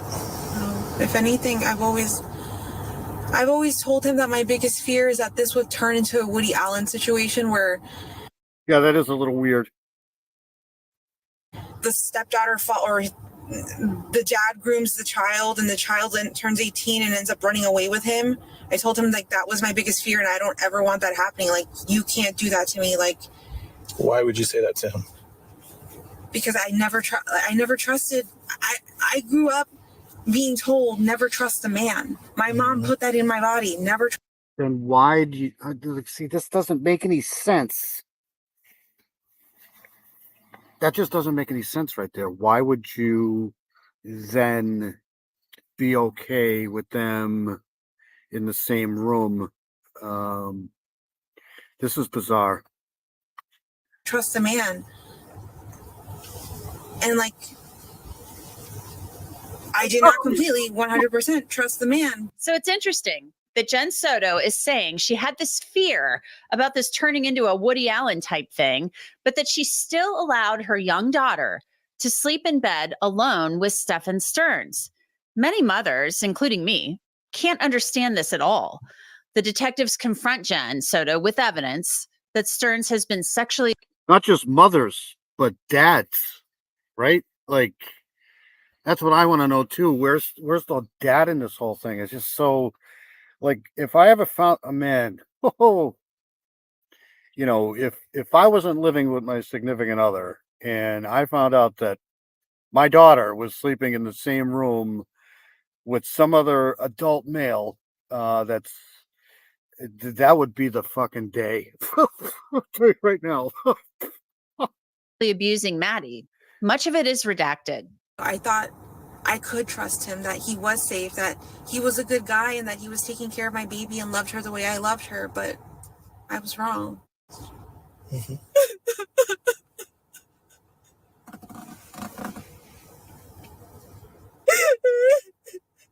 He tells you that he took Maddie to school and drops her off somewhere near these. Yeah, I'd literally go ballistic, buddy. I would literally, Yeah, that wouldn't happen. Cool. So she could walk because she doesn't want to be seen inside of his car. Yeah. Okay. Do you believe him? I don't think so. Why? Because of the evidence, because of photos, because of what you're telling me. You see it all the time, right? I watch a lot of these cases where, especially these interrogations, when if you're gonna fake cry, okay, you got to be a really good actor. You got to because. And I keep going back to the Micah Miller case, like when the preacher's talking on stage, like he's crying. Nobody cries like that. Nobody.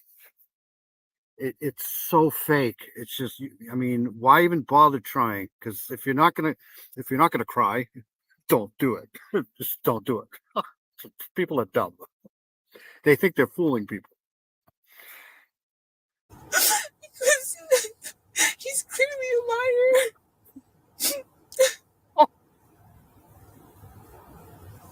I want to hope my daughter's alive and out there and that she was taken. I don't know anymore. Well, I can be fairly confident that a stranger did not take Maddie. The only person she was with. I mean, I shouldn't be laughing. This is such a horrible case, but the cops weren't buying this shit. They just weren't. They just were not buying any of this shit. They in my opinion, they knew pretty quickly. They knew within 10 hours or so that this was not an abduction. This wasn't. Was Stefan. Now, remember, police have said that Stearns drove around with Maddie's dead body in his car that morning for quite some time.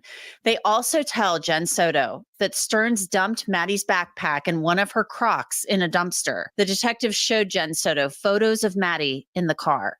That's Maddie asleep in the car. Maddie's not asleep in the car. What do you mean? Do you believe Maddie's asleep there? Is she dead? I don't know. We don't know where she's at. The detectives are clearly suspicious of Jen Soto. They ask her about her reactions to some of the evidence. We are literally having a conversation right now about Maddie possibly being dead. I got to play that again because it's so evident, right? Like, hold on a second. The car. Maddie's not asleep in the car. What do you mean? Do you believe Maddie's asleep there? Is she dead? I don't know. We don't know where she's at. The detectives are clearly suspicious of Jen Soto. They ask her about her reactions to some of the evidence. We are literally having a conversation right now about Maddie possibly being dead. Yeah. And you have yet to shed a tear. But when I mentioned to you that you were crying violently almost. Do you understand what I'm saying? Because that was physical proof. That was proof of what was happening. Mm-hmm. That destroyed me. Until that picture of her asleep. I mean, when you see these pictures, it's just so freaking sad. This is Florida here. You can tell because of the sky. The Florida sky is just so awesome. This is such a horrible case. It just is. That guy, Stefan Stearns, man. Is he getting is there the DP? There's got to be the DP in this case. Has to be. Asleep or not asleep in the car is not proof to me until I see a body. I have hope that she's still alive. But I don't know what you're telling me. I'm starting to fucking doubt everything. But Gail, I hope you have a wonderful weekend. Thank you for coming in. You're awesome. Thank you, Gail, so much. Have a great night. Stay safe. Always a pleasure to have Gail in here. Thank you, Gail. I can't tell you why I broke down over one, and I'm being really serious now. The next day, deputies found Maddie's body on a farm on Hickory Tree Road, in between two trees. Before that, detectives spoke to Jen Soto. See, this is the only kind of area where you're probably not going to have a heavy presence of, CCTV stuff in here. Some of these, when you start heading out of these towns here, is probably, so I don't know if they got a lot of video stuff over here, but they got him going out here, that's for sure. Again, I haven't gone out looking for her because I don't know where to search, and I haven't. The only place I thought of where to search would be Shingle Creek behind her school because of the whole woods comment, but you guys have been doing that, and I didn't want to get in the way of that. Jen Soto volunteered that sometimes Stearns could get angry, that he was negative and could have a temper, but it was usually about everyday stuff. And with Maddie, about stuff like you're not doing what you're supposed to do. She was then asked about her efforts to find a lawyer for Stephen Stearns.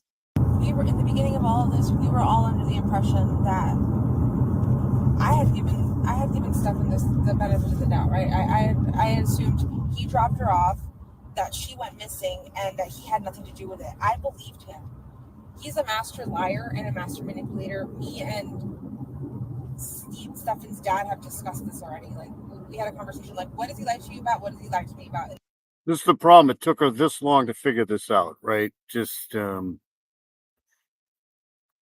past about things. And it's stupid stuff, but he's a liar. So I'm really. You can tell in this image right here of him, especially the one where, I don't know if you guys remember the interview they were doing at the house when he's sitting behind her, but you can tell that he's just, there's all air in here. There's not a lot of brain going on in here. There's not a lot of functionality. He's not fooling anybody.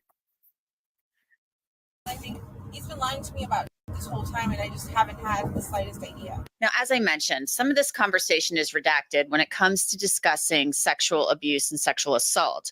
Detectives had already told Jen Soto. Thank you, Vid, for coming in. I really appreciate it. You have a great weekend. Everybody check out Vid Inquiry. She's awesome. Got a great channel. Have a great weekend. Thank you. That they were treating this as a homicide and that they believed Maddie was dead. They appear to ask Jen Soto what she thinks.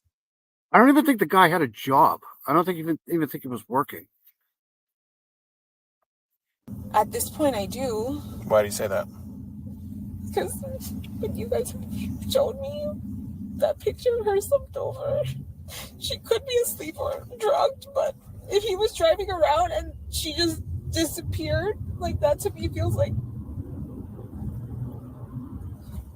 he dumped her body somewhere. Where? I don't know. Sometime after this, Maddie's body is found. And I want to be clear.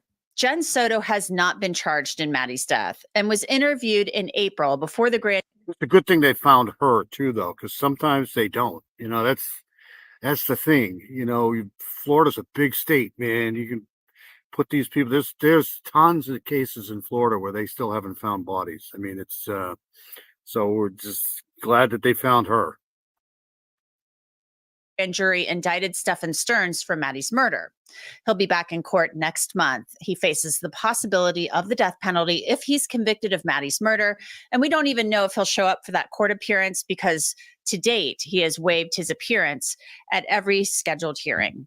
And that's it for this episode of Crime Fix. I'm Anjanette Levy. Thanks so much for being with me. All right, so I'm going to stop that there. Just I wanted to play that because that was the latest interview with that. I want to go into this one really quick, and then I'm going to get into the Asha degree case. But hopefully next week, I can get back into some of the more of the deep dive shit. But there's just so many cases that are going on, especially cold cases right now. It's awesome. because some of these cold cases have been going, like the next one I'm going to do, not after this one here, has been going on for 26 years or so, something like that. All right, so I'm going to go into this case here because I came across this earlier today. This is the UCLA student that was unalive 46 times by a man hunting women. And you can't make this stuff up. That's correct. A homeless man was hunting for women alone when he ambushed Brianna Kupfer at the store where she worked in 2022. So let's play this one here. Stabbed 46 times by a man hunting women who were alone. We're taking a deep dive into the case of Brianna Kupfer and what's next for her now convicted killer. Brianna's story takes us to Southern California, where the 24-year-old was a graduate student at the University of California, Los Angeles, or UCLA, where she was studying architectural design. At the time of her murder, Brianna was working. No thanks, bro. I'm too old for that stuff. Dean's funny. Dean's classic. At an upscale boutique furniture store called Croft House, just east of the UCLA campus. She was alone there on the afternoon of January 13th, 2022, when a suspicious man entered the store. He was later identified as now 34-year-old Sean Laval Smith, who was homeless at the time of the crime. Right away, when Smith entered the store, Brianna knew something was off. So at 1:36 p.m., she texted a friend saying she had a, quote, bad vibe about a strange man in the store who was making her feel uncomfortable. 20 minutes later, another customer entered the store and found Brianna in a pool of blood. She'd been brutally stabbed to death. When first responders arrived at the scene, they found Brianna had suffered 46 stab wounds.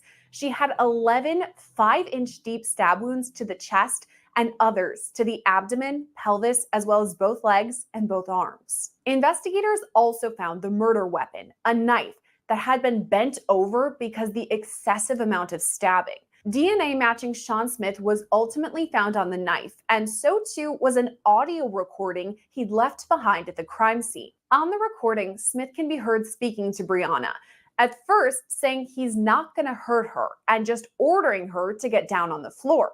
Brianna can be heard screaming as Smith performs this violent attack. During this time, she tells Smith, quote, I can help you. But he keeps repeating the phrase, it's over, before calling her an expletive.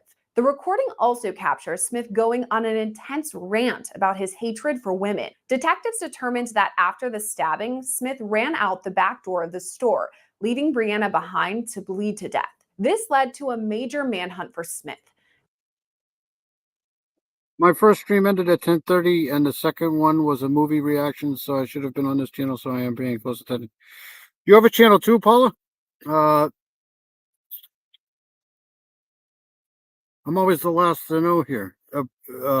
Post it in the chat, and I'll subscribe for sure if you got a channel.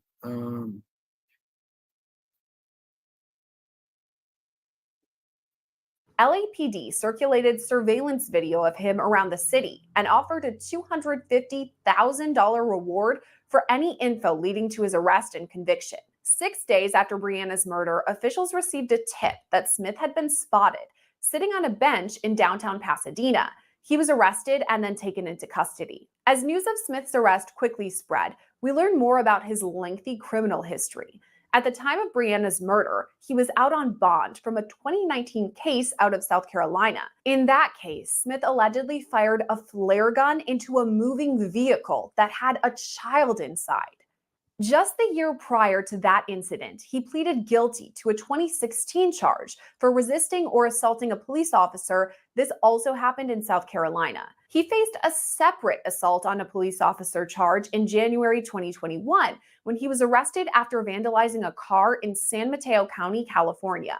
As investigators dug into Smith's history, they noticed a pattern of hatred toward women and plotting to commit murder. Prosecutors say he went from store to store hunting for a woman who was alone, and that's what led him to Brianna. After Smith's arrest, he was charged with first-degree murder with a special circumstance allegation of lying in wait. His case eventually went to jury trial, where we learned more gruesome details about the case. Just this week, jurors deliberated for only an hour, quickly determining Smith is guilty of Brianna's murder. After the verdict was handed down, the Los Angeles County District Attorney Just senseless. Another, they call these things senseless crimes. They're just no rhyme or reason. It's just this guy,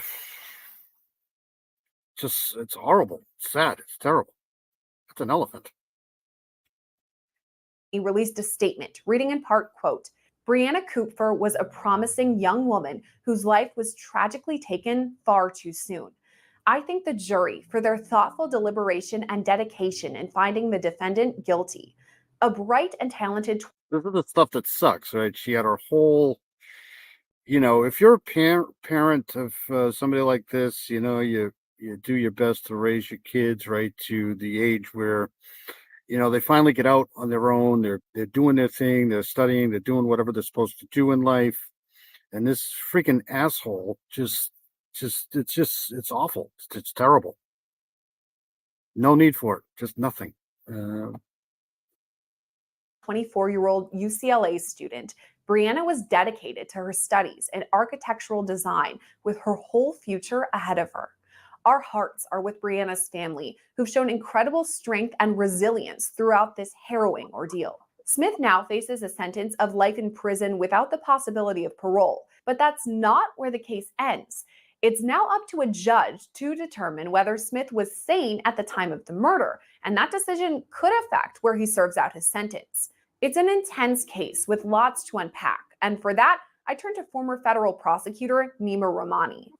This story is really difficult to talk about, one of the more graphic cases we have. But one of the reasons I wanted to talk to you is you're out there in LA, a graduate of UCLA. So just generally, what are the vibes there about this case? This story is both incredibly tragic and it really hit the community here hard.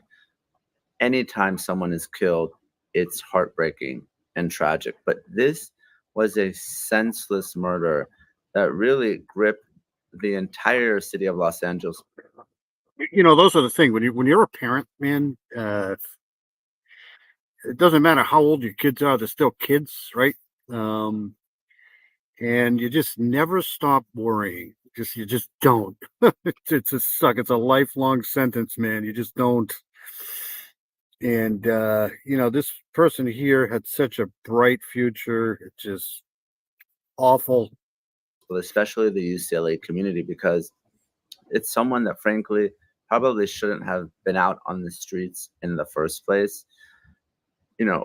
Obviously some of the criminal history is not out of Los Angeles or California, or someone that was on bond from another state. And he shouldn't have been, but it really brought to the forefront a lot of the issues that people have been talking about, especially during an election year. Our district attorney, George Gascon, here in Los Angeles, has received a lot of criticism for being soft on crime. He did prosecute this particular case. Hey, it's Frosty. Is that Frosty? I think it's Frosty. That's the other channel. Thomas Frost has got a great channel, Fire and Ice. I listen to them pretty much every single night when I'm driving around. Lately, though, I haven't been able to listen a lot because some of the places I go, the cell phone service is terrible. But Frosty's awesome. Good guy. Aggressively, but he's also been a big proponent of bail reform and not holding people in custody just because they can't afford to pay. And the question is, if Smith was in custody, would Brianna still be alive right now? I mean, I keep saying this all the time, and I'm going to say it until I'm blue in the face, but mental health needs serious overhauling, man. They need to throw billions and billions and billions and billions of dollars into mental health because, I don't know, but in my opinion, some of this stuff, if they just put some money into these things, can possibly be avoided. Oh, yeah, it's last night on your night shift. It's going to take you almost forever to get back to normal, bruh. But in my opinion, mental health is an issue, man. It's just an issue. It doesn't condone these things. I'm not saying that. It just we're getting closer. I mean, people are getting closer. You get people like Ann Burgess and stuff like that. But my opinion, more science needs to go into that. You brought up a really good point, because in every article I read about this case, it talks about Smith's lengthy criminal history. And I feel like that has to be considered. I mean, as you said, a lot of those prior crimes had been committed in South Carolina, so not even on the West Coast, but they still were committed, and he was released on bond. I mean, what are your feelings about this? Had he been held and not released, is it possible that this crime wouldn't have happened? I think it's very possible. And, people that are opposed to cash bail argue that Ann Burgess is literally my hero. She's just an amazing freaking person. She used to be a jazz pianist in Boston. But she's people like that. We need people like that in this and we're glad we have her too, because she's just amazing. She's just an amazing person. it really disproportionately affects people that can't afford to pay. So people that have money, people that have means or assets, they can post bond and get out. People that don't, they're held indefinitely. Well, even though there's a presumption of innocence, I'm coming from this as a former prosecutor. The vast majority of people who are I mean, the thing about Ann Burgess is she tries not to call people stupid sometimes.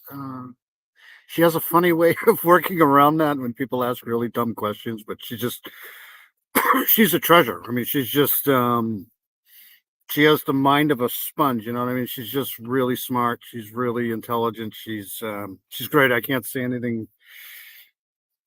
She's just great. Are arrested are indeed guilty.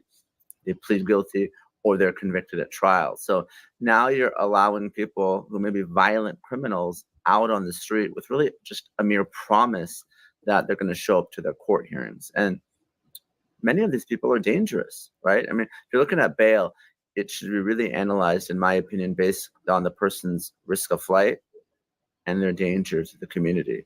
And here you have someone who's a transient, appears to be homeless. He has no real ties to any community. He's all over the country. And he's certainly someone who's violent. And, there's been no rhyme or reason to the crimes that he's committed. And of course, ultimately he committed the ultimate crime, and that's a senseless murder, which is what happened here. In regards to murder, after all of this happened and investigators went back and looked at the weeks leading up to it, they found some kind of disturbing things about Smith, that he was hunting women. It sounds like he had a goal of committing murder. And that unto itself, it kind of preys on a woman's most primal fears, that we're going to be attacked by someone when we're alone, which is what happened here. But as far as his background and his goal, I guess, to hunt. I'm telling you, man, when I was younger, I used to look at some of the stuff my father used to do, and I'm like, what? What the hell is he doing? Why? My mom too. Like now I get it. Now I understand why. It's pretty obvious why. Hunt down a woman, make sure that she was alone. How does all of that factor into the case? Again, incredibly sad. Here's someone who was recording himself and talking about his hatred of women weeks before he killed Brianna. And of course, he recorded the murder itself, which was so incredibly. It was the whole loaf of bread thing, right? My father would always find a way to get out of the house and go to the store. And sometimes he'd be forced to take one of us with him. And even though there was a fucking store right down the street, he would literally drive all the way to the other end of town, like an hour away. and we didn't know why for the longest time. Then I had my son. I had my own son. We were driving in Manchester to go to a Dunkin' Donuts to get coffee, and he looks at me and he's like, "Dad, why do you always have to go all the way down to Second Street to get your coffee when we just passed like 5 or 6 Dunkin' Donuts to get there?" And I looked at him and I'm like, "'Cause I can." Horrific that Breonna's family left the courtroom when they played it in open court, and it hasn't even been released to the public because, again, it's that disturbing. Now, with respect to, you're right, every woman's fear, right? They've done studies and surveys, and they've asked women, there are no men on earth for 24 hours. What would you do? And really, the number one answer is take a walk at night. I mean, that's how women feel about violent crimes created by men. And we know that, of course, women are disproportionately the victims of violent crime by men, not other women. So obviously, in this particular case, you have someone who's a college student. She's working, trying to make ends meet, probably pay for that expensive college tuition. And for no reason at all, she's stalked and attacked by someone. And That's why you got to carry a big gun. All right, so just wanted to go over this case because this is, Tara, I stumbled upon this earlier during the day, and I just wanted to go over that. All right, so hold on, I want to I want to go through this here. Hold on a second. I'm going to go to this. I'm going to read this first a little bit. But hold on. This is the case of did I do this already? Yes. Right here. Okay. Okay, so I followed this case a few years ago, but then it went cold again. But now they're back on it again. This is the case of Asha Degree. And I'm going to read a little bit. I don't know if people know about this case here, but they've been searching again in Cleveland County. I think this is in North Carolina. So Asha Jaquil Decree went missing at the age of 9 from Shelby, North Carolina, in the early morning hours of February the 14th in 2000. So this is like a 24-year-old case. For reasons unknown, she packed her book bag, left her family home north of the city, and began walking along nearby North Carolina Highway 18 despite heavy rain and wind. So she was just out walking in the middle of the night in heavy rain and wind. She packed the book bag. So she, in all accounts, she was probably just trying to run away from home or something like that. From her home and began. Several passing motorists saw her when one turned around at a point 1.3 miles from her home and began approaching her. She left the roadside and ran into a wooded area. In the morning, her parents discovered her missing from her bedroom, and she has not been seen since. So last week they were out here. There was a large search they were searched 3 different areas, I think. So at a large search in Cleveland County entered its second day. Channel 9 obtained video of authorities towing a green car away from the property. So they towed a car. The car appears to resemble the description of the FBI that the FBI was searching for in connection with the disappearance of Asha Degree. So let's play this here. And that's her right there. Mystery of Asha Degree, the case haunting a community back in the headlines. A massive search of a Cleveland County property enters day 2, and we are live over that scene right now with Chopper 9 Sky Zoom. You can see law enforcement standing in what looks like a field next to a wood line, next to a blue tent that they put up in just the last hour. Now, after hours of unanswered questions, new video ties this back to the 9-year-old's disappearance from 24 years ago. Thank you for joining us. I'm Hannah Getz. I'm Scott Wickersham. Thanks for being with us. In the past 2 hours, investigators say they towed away a green car. You see a picture right there. That car, very similar in color and age as the pictures of cars on the right here that the FBI said Asha may have gotten into based on witness accounts. Now, for 24 years, a family, a community, and police have been wondering, many people have been pleading about what happened to 9-year-old Asha Degree. Well, now they could be a step closer with what happened today. We have team coverage for you. Let's start with Channel 9's Ken Lemon. Ken, you've been on top of this case for 24 years, and this is the biggest development you've... Yeah, this is another one of those cases that I kind of covered, I think it was 2 years ago. And then it kind of went, because they were searching another property or something back then, and nothing came of it. But this time they actually took the car out. So this is one of those cases that I've been kind of heavily interested in here. Poor kid, another poor kid. You know, it's like, why? You've seen in decades.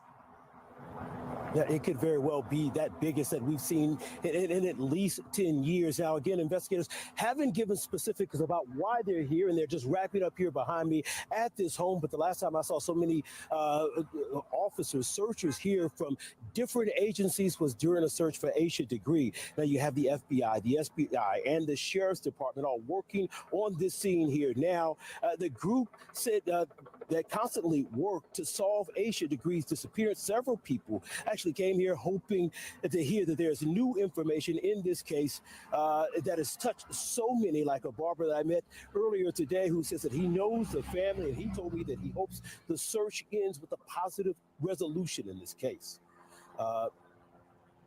This is an individual who told me, like so many individuals who have come by here, there's a large group right over here just off. Can everybody hear that? I'm telling you, Anna Lissette is just so awesome. She knows everything about these cases. This is so awesome. No remains were found. The site of the search is reported to be about 4 miles from her home. Yeah, I forget the name of the people, but I'm going to play the lawyer thing soon too. They seem, from my opinion, they seem fairly confident with the car.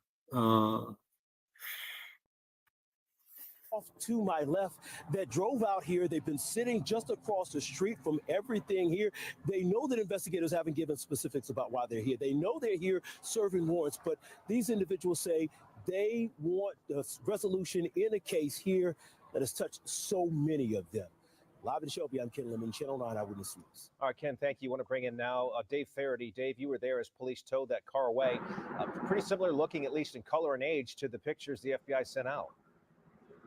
Yeah, Anna's awesome. I have so much on this case. It's just, it would take me forever to try to find it in my folders and shit in my computer. So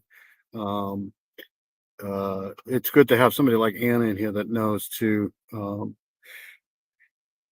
Yes, she always has the info. Absolutely.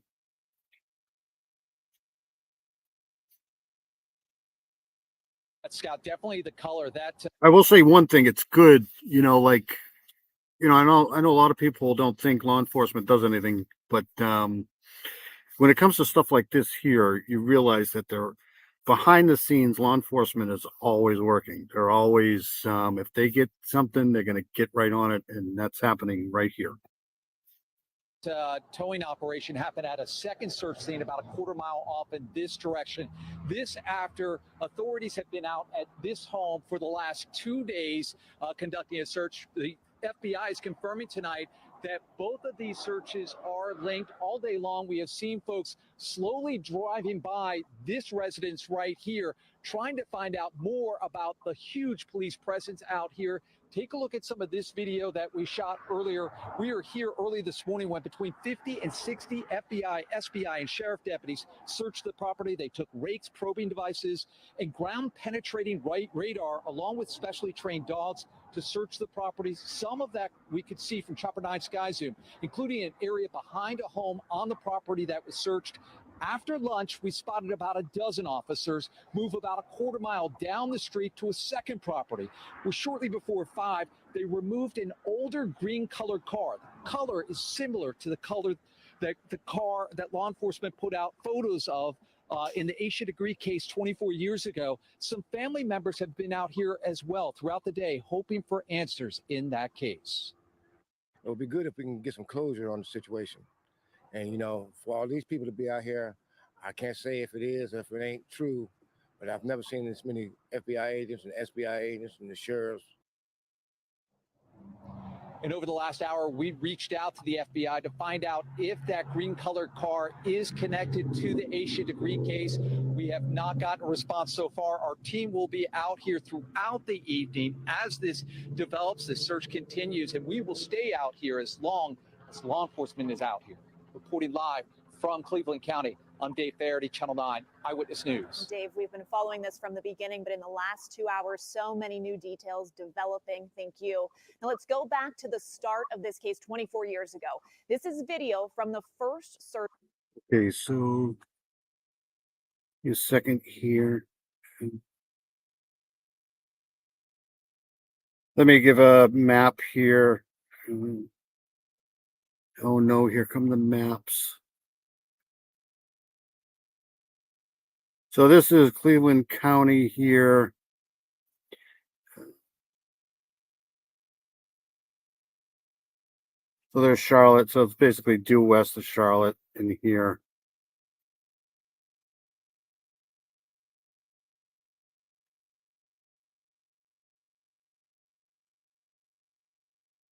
I'll try to find the street. So let's go back to the video here. Where the hell am I? Right here.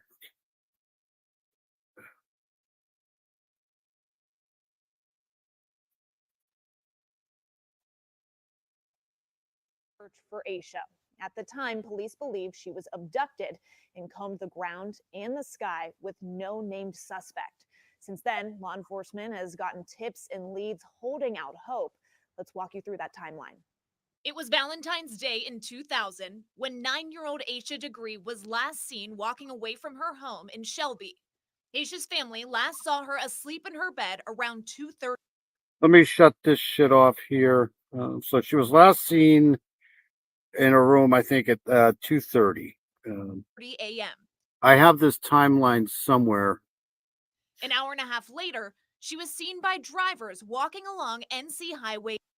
So 4 o'clock, she was seen on the Highway 18. So 18. Her parents reported her missing at 6:30 in the morning. More than a year later, on August 3rd, 2001, Asha's backpack was found in the woods along Highway 18, 30 miles away. Inside the backpack was a book checked out from Asha's school library and a t-shirt that did not belong to her. In 2015, 15 years after her disappearance, the FBI, state investigators, and the Cleveland County Sheriff's Office re-examined the case. The investigation turned up a possible lead. Asha may have been seen getting into a dark green 1970s model Lincoln Continental Mark IV or Ford Thunderbird with rust around the wheel wells. The FBI publicly announced the potential lead in 2016 and released images of the vehicle models. Over the years, we have talked with Asha's family, her brother, her father, and her mother. They've always said they will never stop looking for her. And in 2019, her mother sat down with Channel 9's Ken Lemon, saying that the lack of answers, just knowing what happened, has been agonizing. What has this 18 years of waiting been like for you? It's worse than death, because at death you got closure. So we can't give, for us, we can't give up. Until we have closure, we cannot give up. And just like Asha's family, law enforcement, many say they still remember the day she vanished like it was yesterday. Alan Norman, now the Cleveland County Sheriff, was a fresh-faced officer ranking as a shift commander back then in 2020, the year that marked the 20th anniversary of Asha's disappearance. He said he hopes he can give her family some answers. Hey, Miracle Hearts, how are you? Good to see you. Miracle Hearts is in here. 2 men in the family passed away this year, the 2nd and the 10th, September 10th. Yeah, so I'm hoping they get some answers here for this family. Good to see you, Miracle Hearts.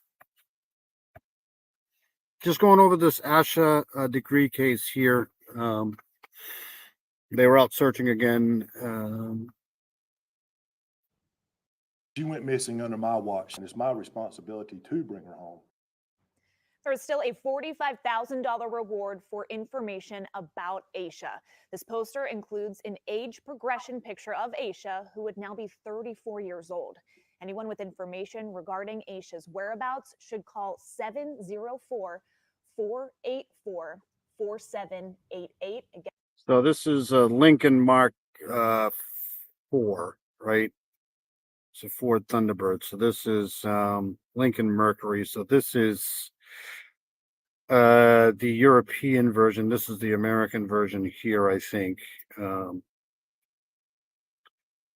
And I know the car that they pulled out doesn't look anything like this, but it was really dark.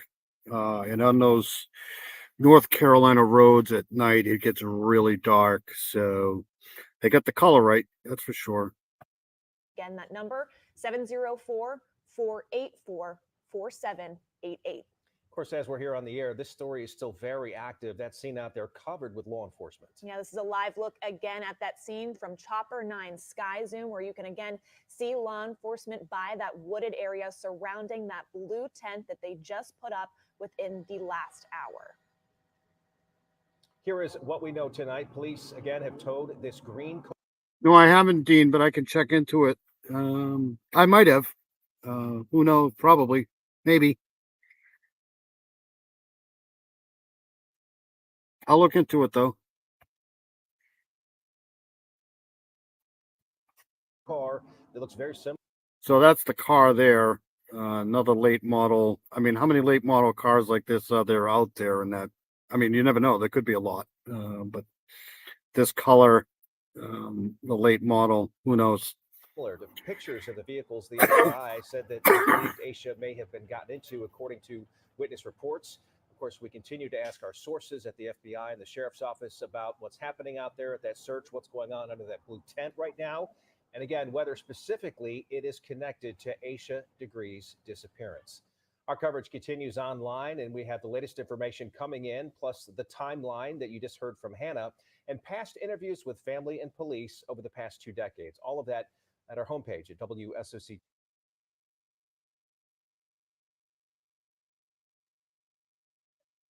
Yes, we did. We were worried about Dean last week because he just kind of said, "Oh, I'm feeling dizzy," and then we didn't hear from him until this week. So, yeah, we were all a little worried about Dean there. All right, so I want to play this one here. This is a retired FBI agent talking about the car, I think. And agony tonight for one of the original investigators who was looking for Asha Degree. Every single time Valentine's rolls around, I have some thought of poor Asha Degree, and It's been now 24 years since the 9-year-old girl went missing, and now a renewed search and the discovery of a potential clue has reignited belief there may finally be some answers. Thank you for joining us. I'm Scott Wickersham. And I'm Hannah Getz, in for Erica Bryant. New tonight, Channel 9 veteran crime reporter Glenn Counts spoke with an FBI agent still troubled by Asha's disappearance. He's live for us tonight at Charlotte's FBI headquarters. Glenn? Well, Hannah, this has never been a cold case to the FBI. It has always been active. There have been billboards and a reward down through the years, but nothing has ever moved the needle. On February 14, 2000, Asha Degree vanished. A day later, the FBI joined the case. I have 38 years in law enforcement. I would have to say there's not a single case that haunts me like this one. Rick Schaefer is a retired FBI supervisor, and the most frustrating case he has ever worked on was Asha Degree. To this day, he carries her picture. Her eyes were bright and full of life, and you could just tell she was just a wonderful, good-hearted child. It's been 24 years since the 9-year-old disappeared.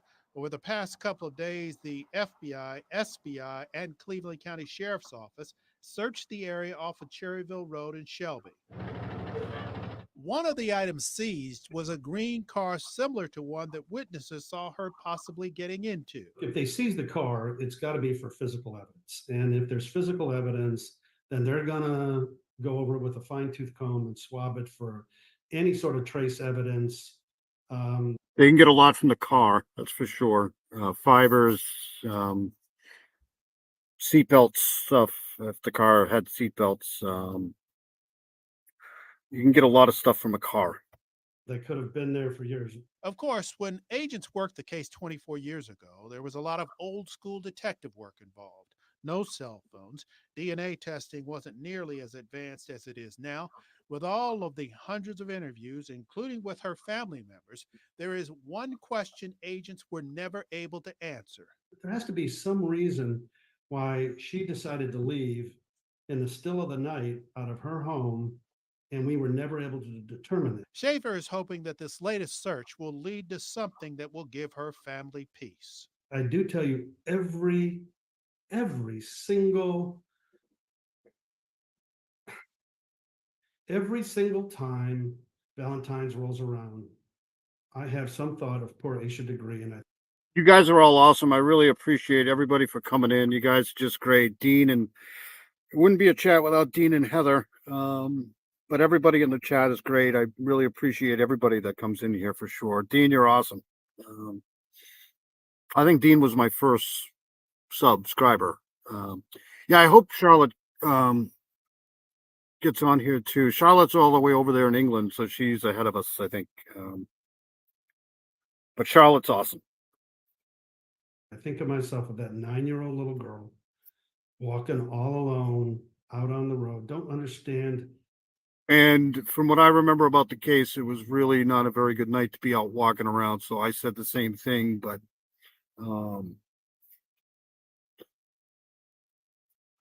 how she did it, why she did it, and it's tormented me as well as every agent that's had it. Now, Schaefer is a grandfather. I like this hat.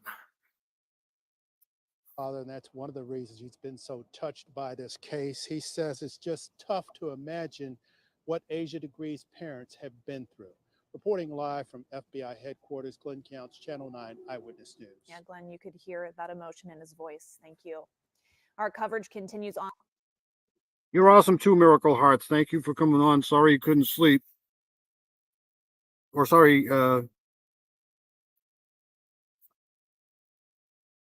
plan on coming on all night for some reason, fell asleep. Oh yeah, because it's nighttime.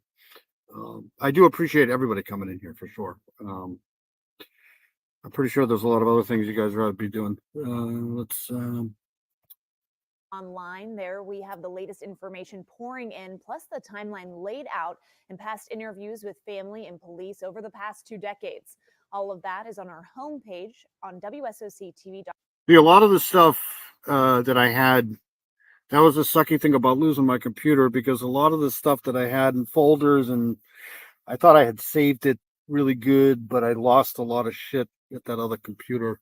I'll get it back though eventually. There's so many files. I might not get back, but .com and our free news app. All right, so I'm going to play this one here. This is the day 3 here, so. First at 5 tonight, a possible crack in a deck. Yeah, sorry about that. This is a car right here. Remember these cars? You put, $20 worth of gas in here just to get to another gas station to put another $20 in. But look at this car. You could literally fit probably 100 people on top of this car. Decades-old cold case. Neighbors in Cleveland County confirmed to us an old green sedan, similar to what you're seeing right here, has been towed away from a location of a major investigation. And as Queen City News just is learning tonight, exclusive new details of yet another search of property in Cleveland County this week. That search may be connected to the disappearance of a 24-year-old case of a missing 9-year-old girl. Queen City News anchors Robin Kennedy and Derek Dellinger are covering multiple angles of this developing story this afternoon. Robin, let's start with you. You found out about another search going on today. What did you learn? Right, Morgan, this is the main property that was searched yesterday, and it's all connected, multiple acres here, and property records show that it's all owned by two people. Just down the road from here, about 7 miles away, we found out today about another search. Yeah, apparently there were like 3 different searches, 3 different properties, I think. And this guy right here is one of the lawyers for one of the property owners, so we're going to hear him shortly here. This picture is one more piece to the puzzle of investigators possibly searching for the final answer of what happened to 9-year-old Asha Degree. For 24 years, her family has never known. It's got to be a terrible situation for a family not to know what happened to this child. Stuart Kaplan is a former FBI agent and current criminal defense attorney. And so I would surmise that there has been some evidence that was collected back in 2000. It may have been known to them even in 2000. Yeah, I'm right with you, Kelly Dime. I have no respect for anybody that hurts children at all. Anybody that hurts anybody. But violence towards children and violence towards women and all of that stuff, I don't get it. I don't understand. It's just not normal. 2016, and now they are retesting it. For days, the FBI, SBI, and the Cleveland County Sheriff's Office swarmed multiple properties that are all connected on multiple acres. Authorities won't say why they were there. Property records show the land is all owned by two people, Roy Lee and Connie Dedman. At one of those houses, That's the name right there, Dedmond. And I think green car was towed away. I think that this guy here is one of the lawyers to one of those families. Wednesday that resembles this picture, a car investigators released in 2016 that they were looking for in connection to Degree's disappearance. There is probable cause to believe that the fruits of the crime may be. Farq is here. I can't believe I just said that. Farq is here. Hey, Farq, how are you doing? Good to see you. Thank you for coming in. Just going over the this Asha Degree case from back in 2000. Oh, he was the one. No, he was one of the guys that passed away on September. Okay, thank you, Anna.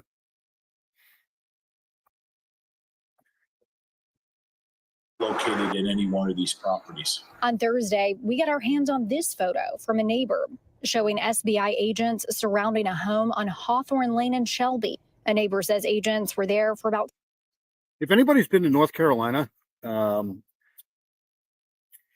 go to like eastern part of North Carolina and it's all beach, right? It's all tourist and stuff. And,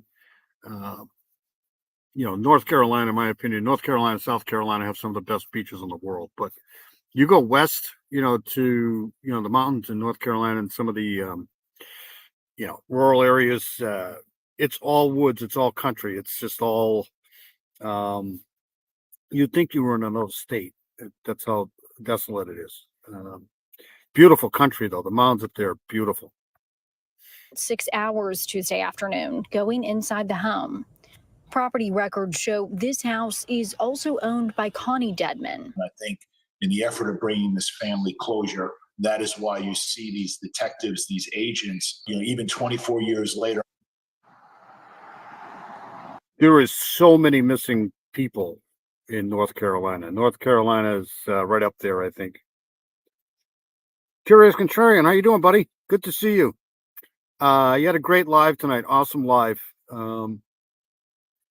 Curious Contrarian's awesome. He's a weather guy, just like I am, weather buff. He's got a great channel.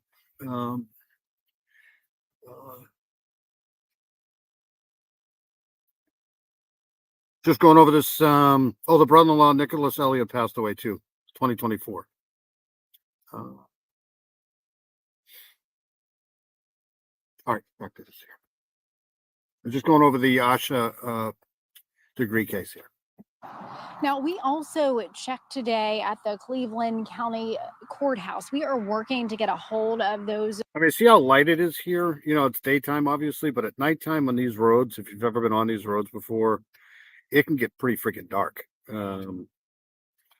Search warrants for this property and the others that FBI, SBI, and Cleveland County Sheriff's deputies searched this week, but we cannot get a hold of those just yet. They are not yet publicly available. I'm live in Cleveland County. Robin Kennedy, Queen City News. All right, so this is one of the lawyers for one of the families here.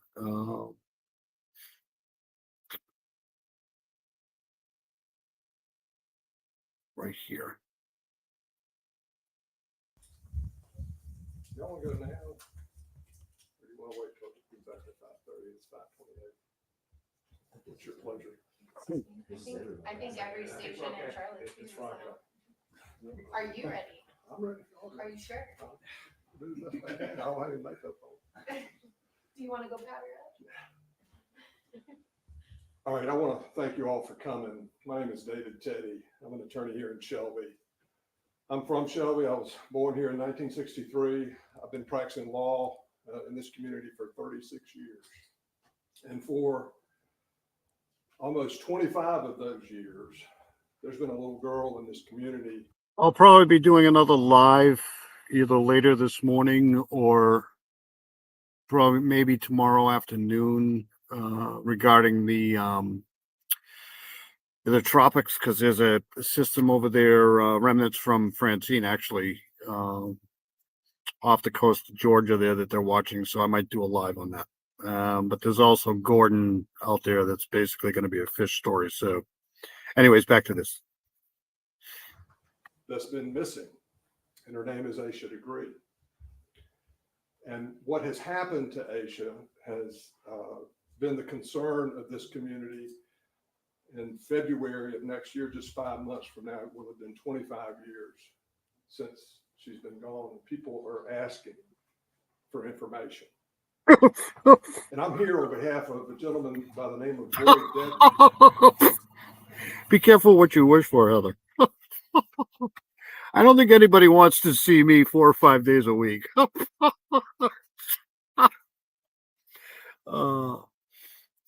Yeah, you never know. People are weird, like you never know why she took off in the morning like that. It is weird, but in those areas, you just, it's a country, you figure out, it is weird how she just took off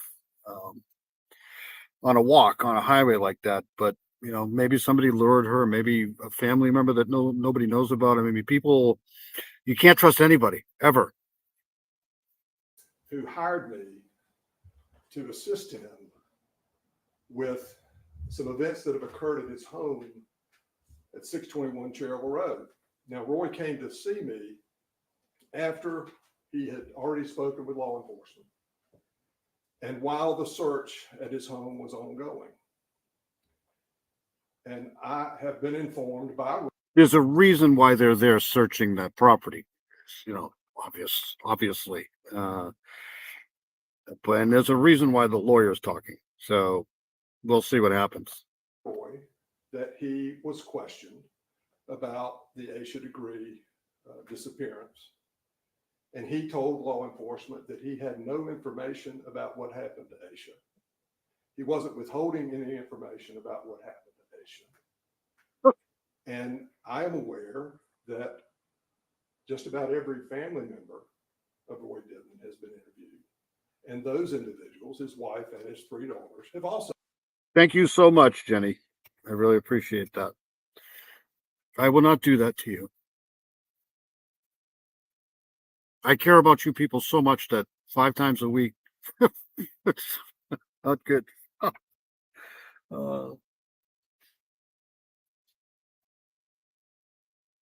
You never know what goes on behind closed doors. You just don't. Look at the Sebastian Rogers case. Look at the John Benet Ramsey case. I mean, there's so many things sometimes that, the outward appearance sometimes might be something else. And then once you get behind closed doors, something may be another case altogether. So you just never know. Also said that they don't know what happened to Aisha Degree and don't have any information about what happened to Aisha Degree. It is my practice for the last 36 years to not do this, to not make public statements about cases that are pending. Now, we don't have an actual case in the courtroom that's pending at this juncture. It's merely an investigation. But I feel compelled, because of the rampant conjecture and speculation that has been happening in our community about the search that took a couple of days to complete on Cherville Road. The people that have made statements that they claim to be factual are in fact false. And I want to thank Sheriff Norman for his press release today, because in his press release, he cleared up some of the misinformation that is out there. That a body had been found at 621 Cherville Road. There's been no body found at 621 Cherville Road, let alone 7 bodies. Some people are putting out there on social media that a number of bodies have been removed from Cherville Road. That's just not true. There is a statement out there on social media that Roy Devon has confessed to having information or somehow being involved in the disappearance of Aisha Degree. That is false. To my knowledge, no person has made any type of a confession that they had any information about what happened to Aisha Degree. And so Roy Devon and his family are just like the rest of us. They don't know what happened to Aisha. And like Sheriff Norman said, What I don't know is if this was no, see, these were search warrants executed by the FBI. So these weren't voluntary warrant searches. These were, and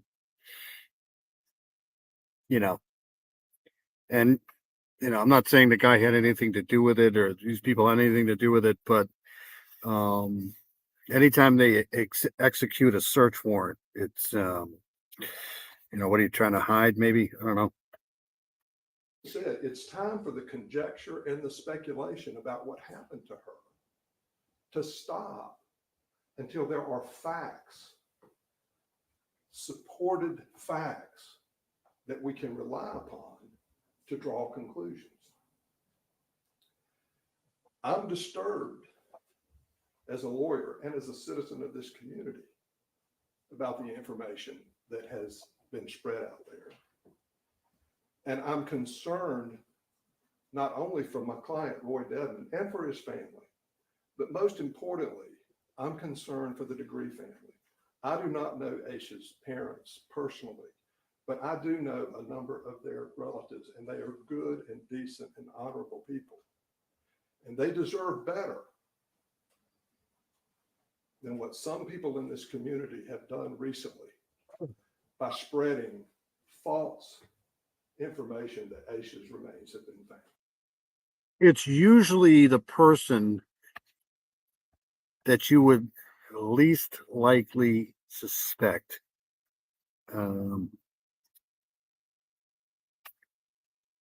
That's just my opinion. I don't think that the press will be notified about what happened to Aisha Degree until Aisha's parents. Yeah, I think the car is really important. I think the car, if they can swab something out of the car, but you never know. So the purpose of my communication to you and to the community is to ask people to honor Asha and her family and the Dedman family by not making statements about a search or the results of a search that are not known to you. And if you spread something as if it is fact, then you are participating in a. I forget what the statistic is, but I think it's like two mistakes, right? Perpetrators always make like 2 or 3 mistakes. And when it comes to keeping stuff, you know, because I hear that a lot, why do people keep stuff? I think it's better to keep stuff because that way you know where it is. Like if you get rid of something, now you don't know where it is. But if you have, you know, something that you did something nefarious in, you might want to keep it because at least you're the only one that knows where it is. But who knows? A disservice to Asha Degree and her family, and a disservice to Roy Dedman and his family. And as Sheriff Norman said in his press release today, it needs to stop. Now, I'm not going to have a whole lot more to say about this investigation. Next week, I believe the search warrant. Have a great night, Paula. Thank you so much for coming in. Paula's awesome. Please have a great weekend. Always good to see you here in the chat for sure. That was executed at 621 Cherryville Road will be made public. I don't know when that's going to happen, but I think it's likely to happen.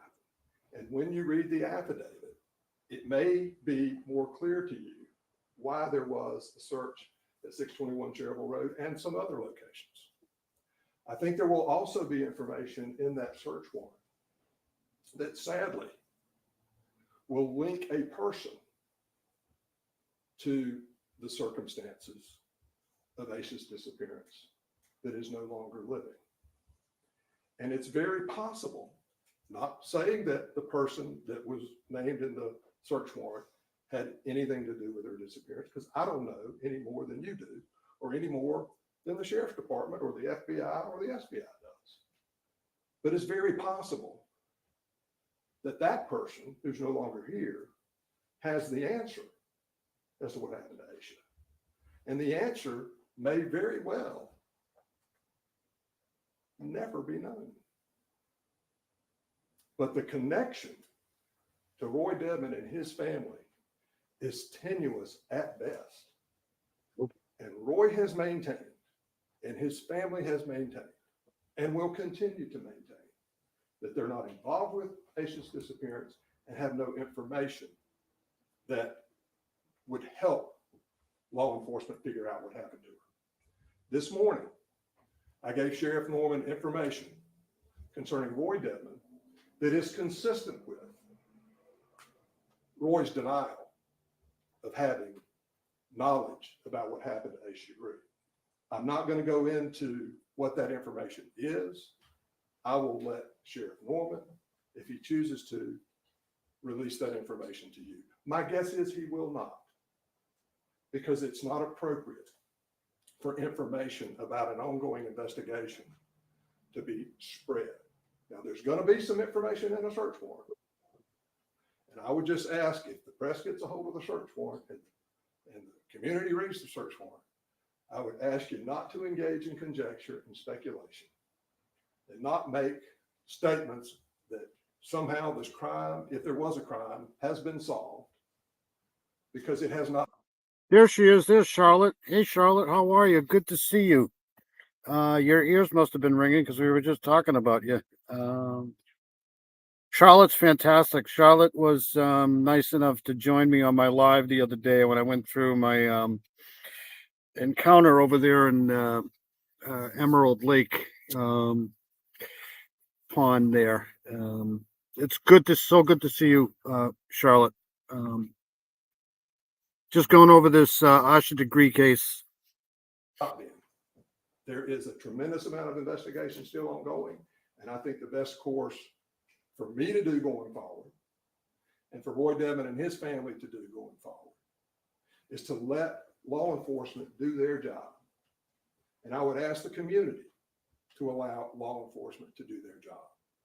All right, so I'm going to play one more thing, and I got one more case to go over here.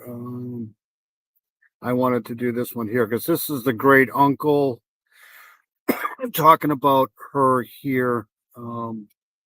Watching Eyewitness News at 10 o'clock. We do start with that breaking news tonight, following developing story now, that search happening in Shelby that could be tied to the disappearance of Asha Degree back in 2000. Now, we told you that search started yesterday along Cherryville Road.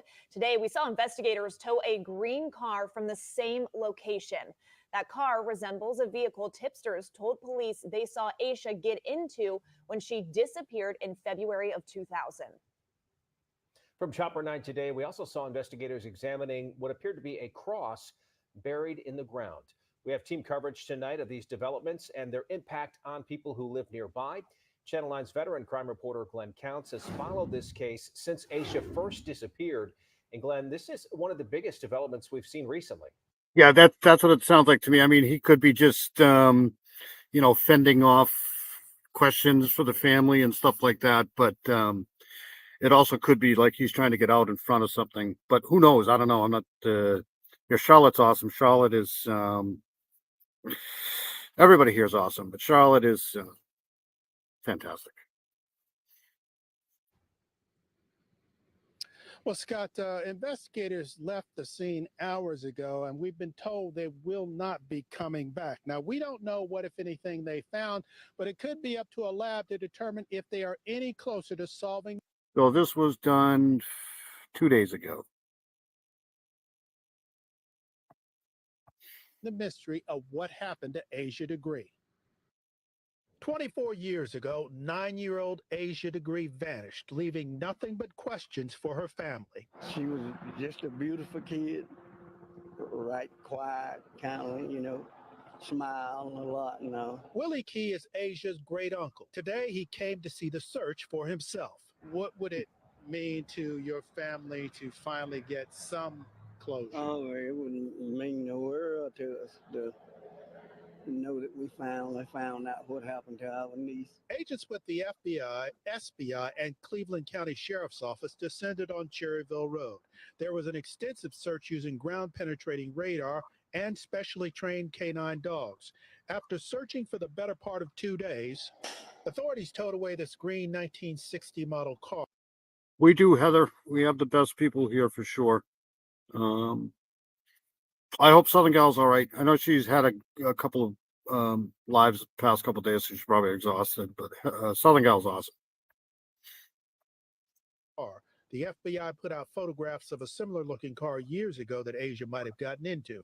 It's not an exact match, but it would have been dark around 2:30 in the morning when she allegedly got into that vehicle. This search is one of many that have occurred down through the years to determine what happened to the 9-year-old. And then we kept hearing different things, and then it not mount to anything. So that just all I know. I just have to wait and see. Authorities have not said what, if anything, was taken during the search and whether it rules any possibilities out. Yeah, it gives me hope and make me a little angry. In what way? I don't really know how to explain it, but that somebody would do my niece like that and keep it covered up all this time. Now, the warrant that gave investigators permission to search has been... You just feel so bad for these families. It's just, 20 years is a long time, but 20 years, 24 years, not having any answers probably feels like a lifetime. Sealed, and so we don't know if they got some sort of a tip or if some other kind of evidence surfaced that led them to this area. Reporting live from Cleveland County, Glenn Counts, Channel 9 Eyewitness News. All right, Glenn, thank you. Asha was just 9 when witnesses said they saw her walking away from her house. Her family said they last saw her in her bed sleeping around 2:30 in the morning, but an hour later is when drivers claimed they saw her walking down Highway 18. A year later, her backpack was found in the woods 30 miles. Yeah, it's always good to have you here, Callie Dime. I do this probably every single live, but if anybody wants a wrench, just let me know. I'll give anybody that wants a wrench a wrench. Doesn't mean you have to do anything if you're a moderator. I mean, you don't have to have a wrench, but I do that so that if you have channels, if you know anybody that's got a good channel or any way, you want to post channels, just let me know and I'll do that. Let's go back to this here. Enough of my babbling here. Miles away along Highway 18. The only clues inside, a book checked out from her school library and a T-shirt they say she didn't own. The FBI, state and sheriff's office learned in 2015 about that dark green car. The FBI announced to the public in 2016, and they released pictures of the cars that may have been involved. Many people in Shelby remember the original search for Asha, and these new developments have caught the attention of the community. Channel 9's Erica Jackson spoke to some of them today, and she continues our team coverage live in Shelby. Erica? Well, Hannah, for the last 36 hours, people have been driving in and out of this parking lot across from one of the search sites. Investigators cleared out around 7:30 tonight, but the people here say they haven't seen a search of this size in years. As FBI, SBI, and Cleveland County deputies spent. Yeah, this was a massive search. This was like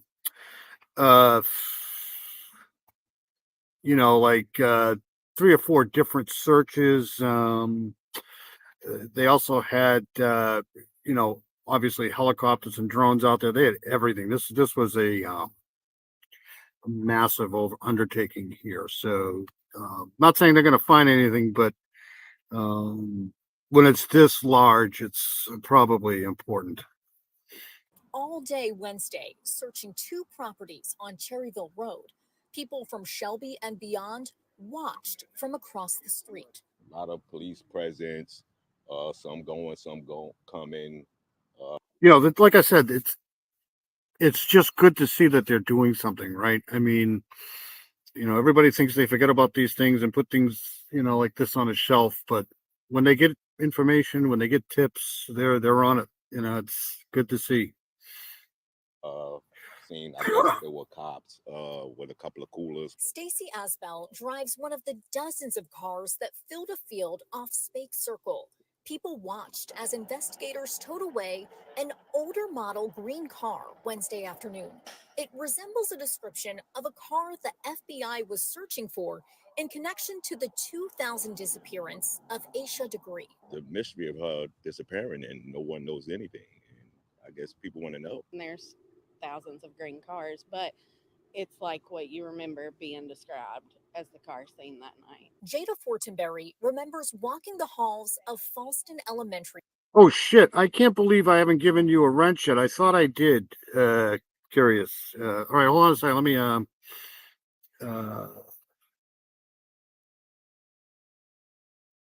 school with Asha before her disappearance. She hopes this search will provide answers. I felt like it would always be unsolved, and so it would be nice for the family to have some closure. And we asked the FBI what agents found during the search. The agency would not share any details, including whether this investigation is connected to any ongoing cases. Live in Cleveland County, Erica Jackson, Channel 9 Eyewitness News. Tonight, I spoke with former FBI agent and ABC News contributor Brad Garrett. I focused in part on the only real clue we know about from today. All right, so I think I gave Curious. I think you got a wrench. I thought I already gave you one. I was thinking about that actually when I was on your live, but I think you got one now.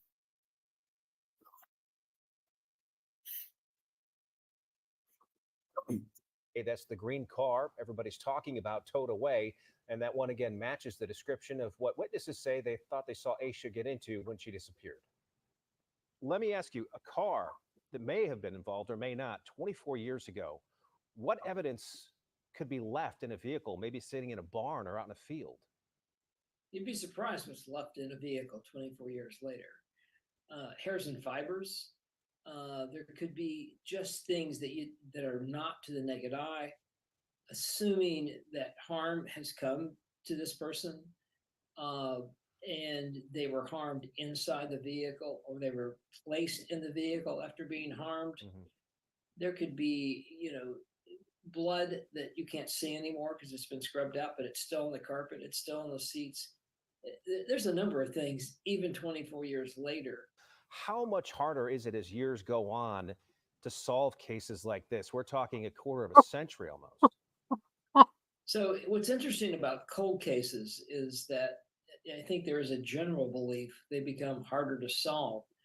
And there are situations where that may be true, but it's been my experience working cold cases. I'm actually really happy you guys have such a good time in the chat. It makes it all worthwhile. Literally, you guys are awesome. That it's not necessarily true. I mean, it really boils down to two things: persistence and patience. And if you have a case where detectives or other officers sort of hook onto them, and as weeks turn to months, months turn to years, they still keep working the case, and they still keep looking for leads, or they get leads and they follow them through. And more importantly, Scott, they go back and they look at what has been done over the last 24 years. In other words, I know a lot of times what happens is, I have these cases that,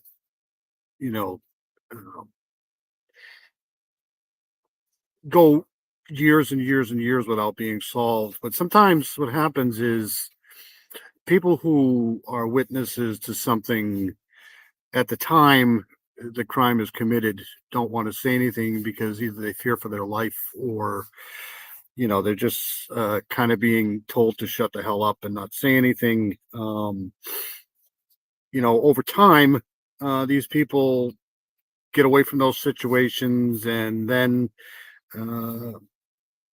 have more bravery to say something if they've moved out of that type of relationship. So sometimes the longer the case goes on, I see it all the time where people come forward years later saying, yeah, no, that guy was a real piece of dog shit. It's so sometimes the longer the case goes on, sometimes more witnesses will put more of a brave face on. people that were interviewed back 24 years ago, they may go back and re-interview them, because what happens is relationships change between people over the years, and things that 24 years ago they wouldn't own up to, they may today. Yeah, we will continue to follow. You see it all the time. Like, I remember a case where I forget what case it was, but they had I think it was actually in a restaurant, and the only piece of evidence they had was a hard rubber. It looked like it came from a shoe or something like that. So they checked the person's alibi, and the alibi checked out. But years later, the guy moved to, I think it was Colorado, and he left the girlfriend, and then they interviewed her again like 20 years ago, and she still wasn't saying anything. And then she called in, and she noticed that picture of that piece of rubber that they showed her the first time, and that's what tipped off the case, because she recanted her statement from before, and she said that's, you might want to check this guy's shoes because it was him, and they arrested him. He was actually a firefighter in Colorado. All the developments overnight. We're posting everything we learn online.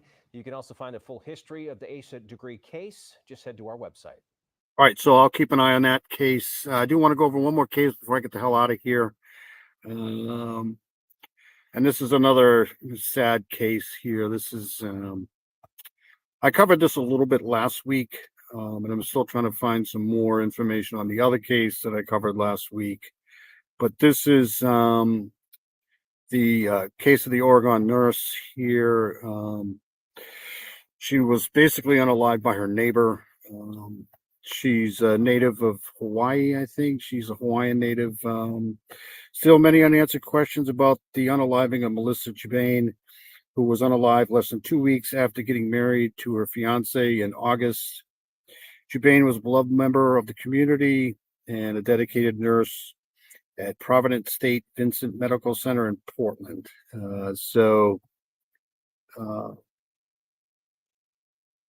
I'll play this here. This was done a day ago. So let's play this here. Actually, should I play this one first?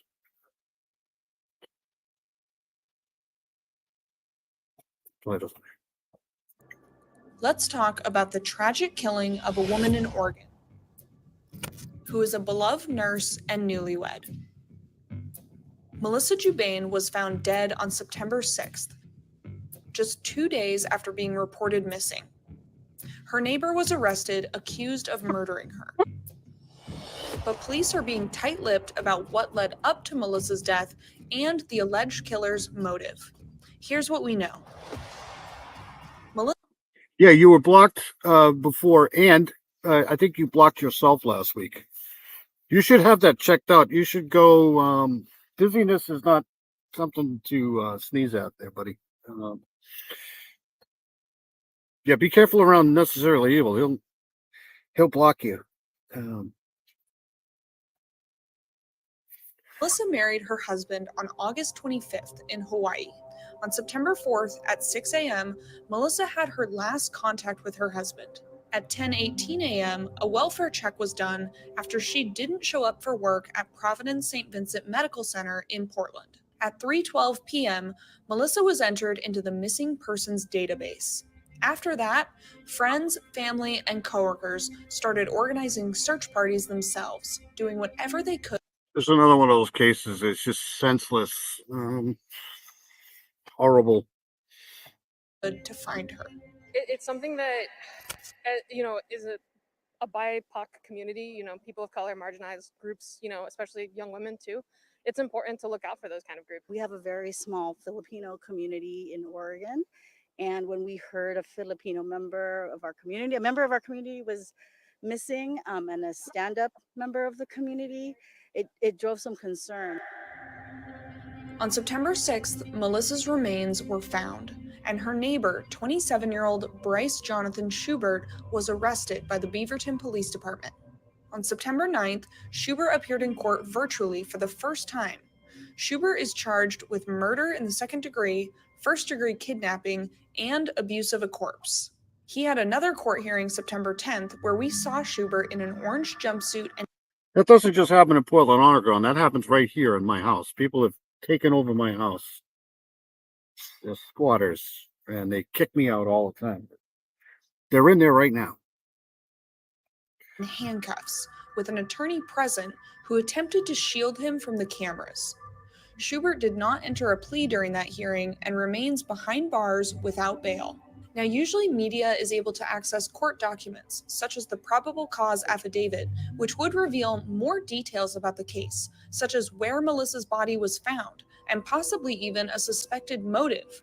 But those documents were sealed on September 9th at the request of Washington County prosecutors, and it's unknown when they'll be available to the public. So, of course, I'm just kidding. Those are people I know, people that live here. What do we know about Bryce Schubert? We know he was Melissa's. Whoops. Hold on a second. I just hit the wrong button. God damn it. Hold on a second. I just hit the wrong button. All right. That's better. Killing Melissa on or about September 4th.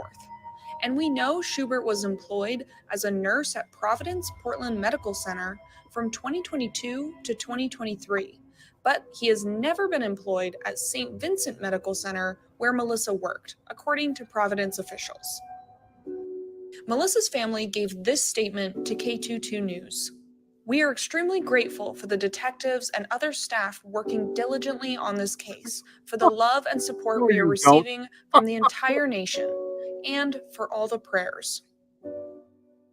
Melissa's friends and coworkers shared their fond memories of her.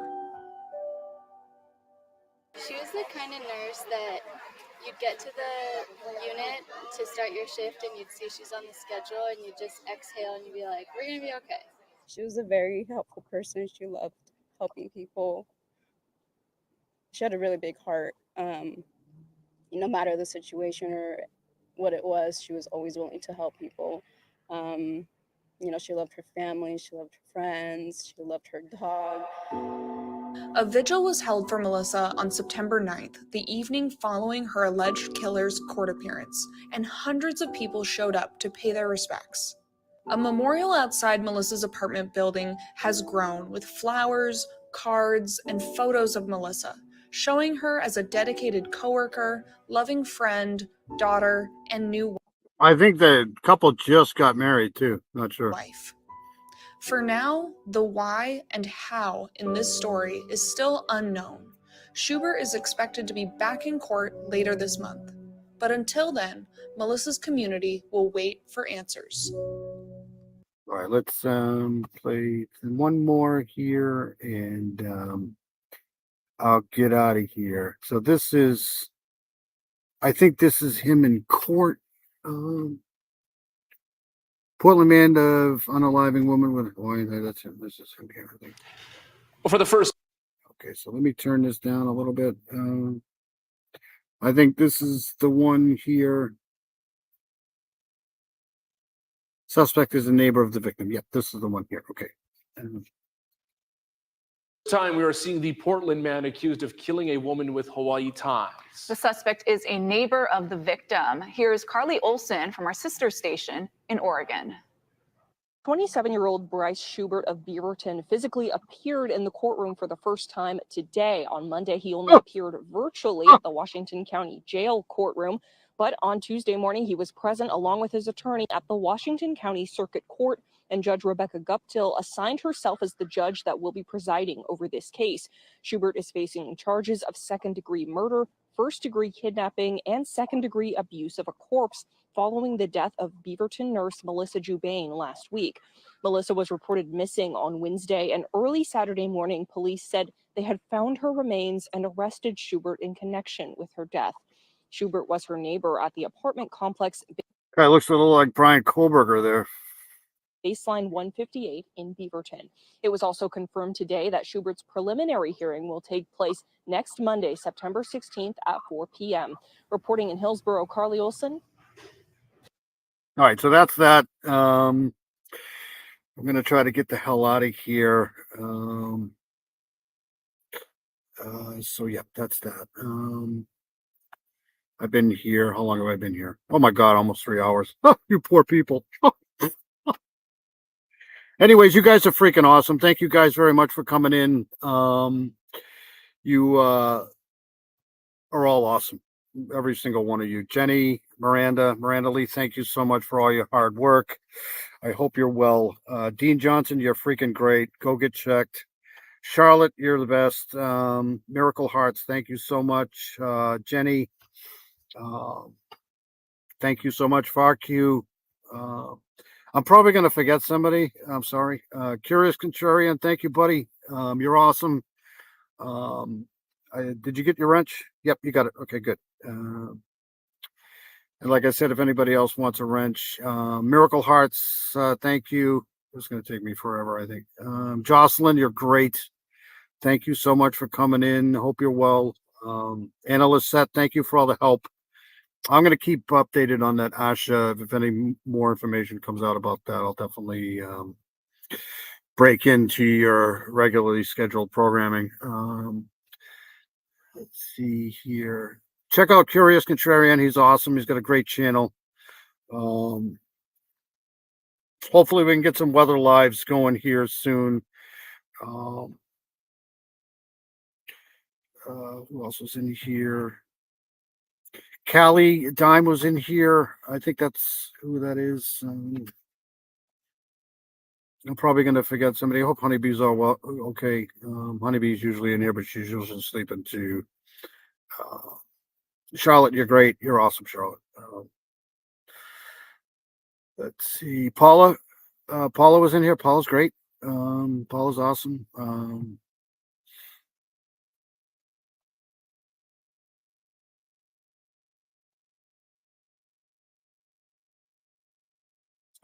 Let's see here.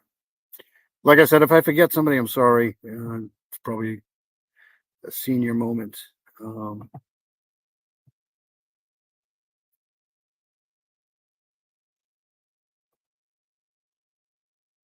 Jocelyn was in here. Jocelyn's great.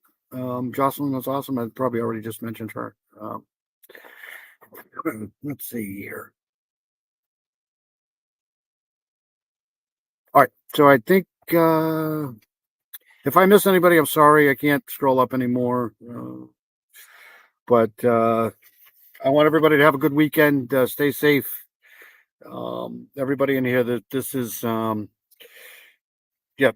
Lee, we're thinking about you all the time. But anybody wants to check out some really good channels, there's some great channels in the chat. Check them out. Everybody's got great channels. Anyway, we can get more of the word out about these. So especially some of these cases that aren't talked about a lot, to be great. But anyways, I'm going to get the hell out of here.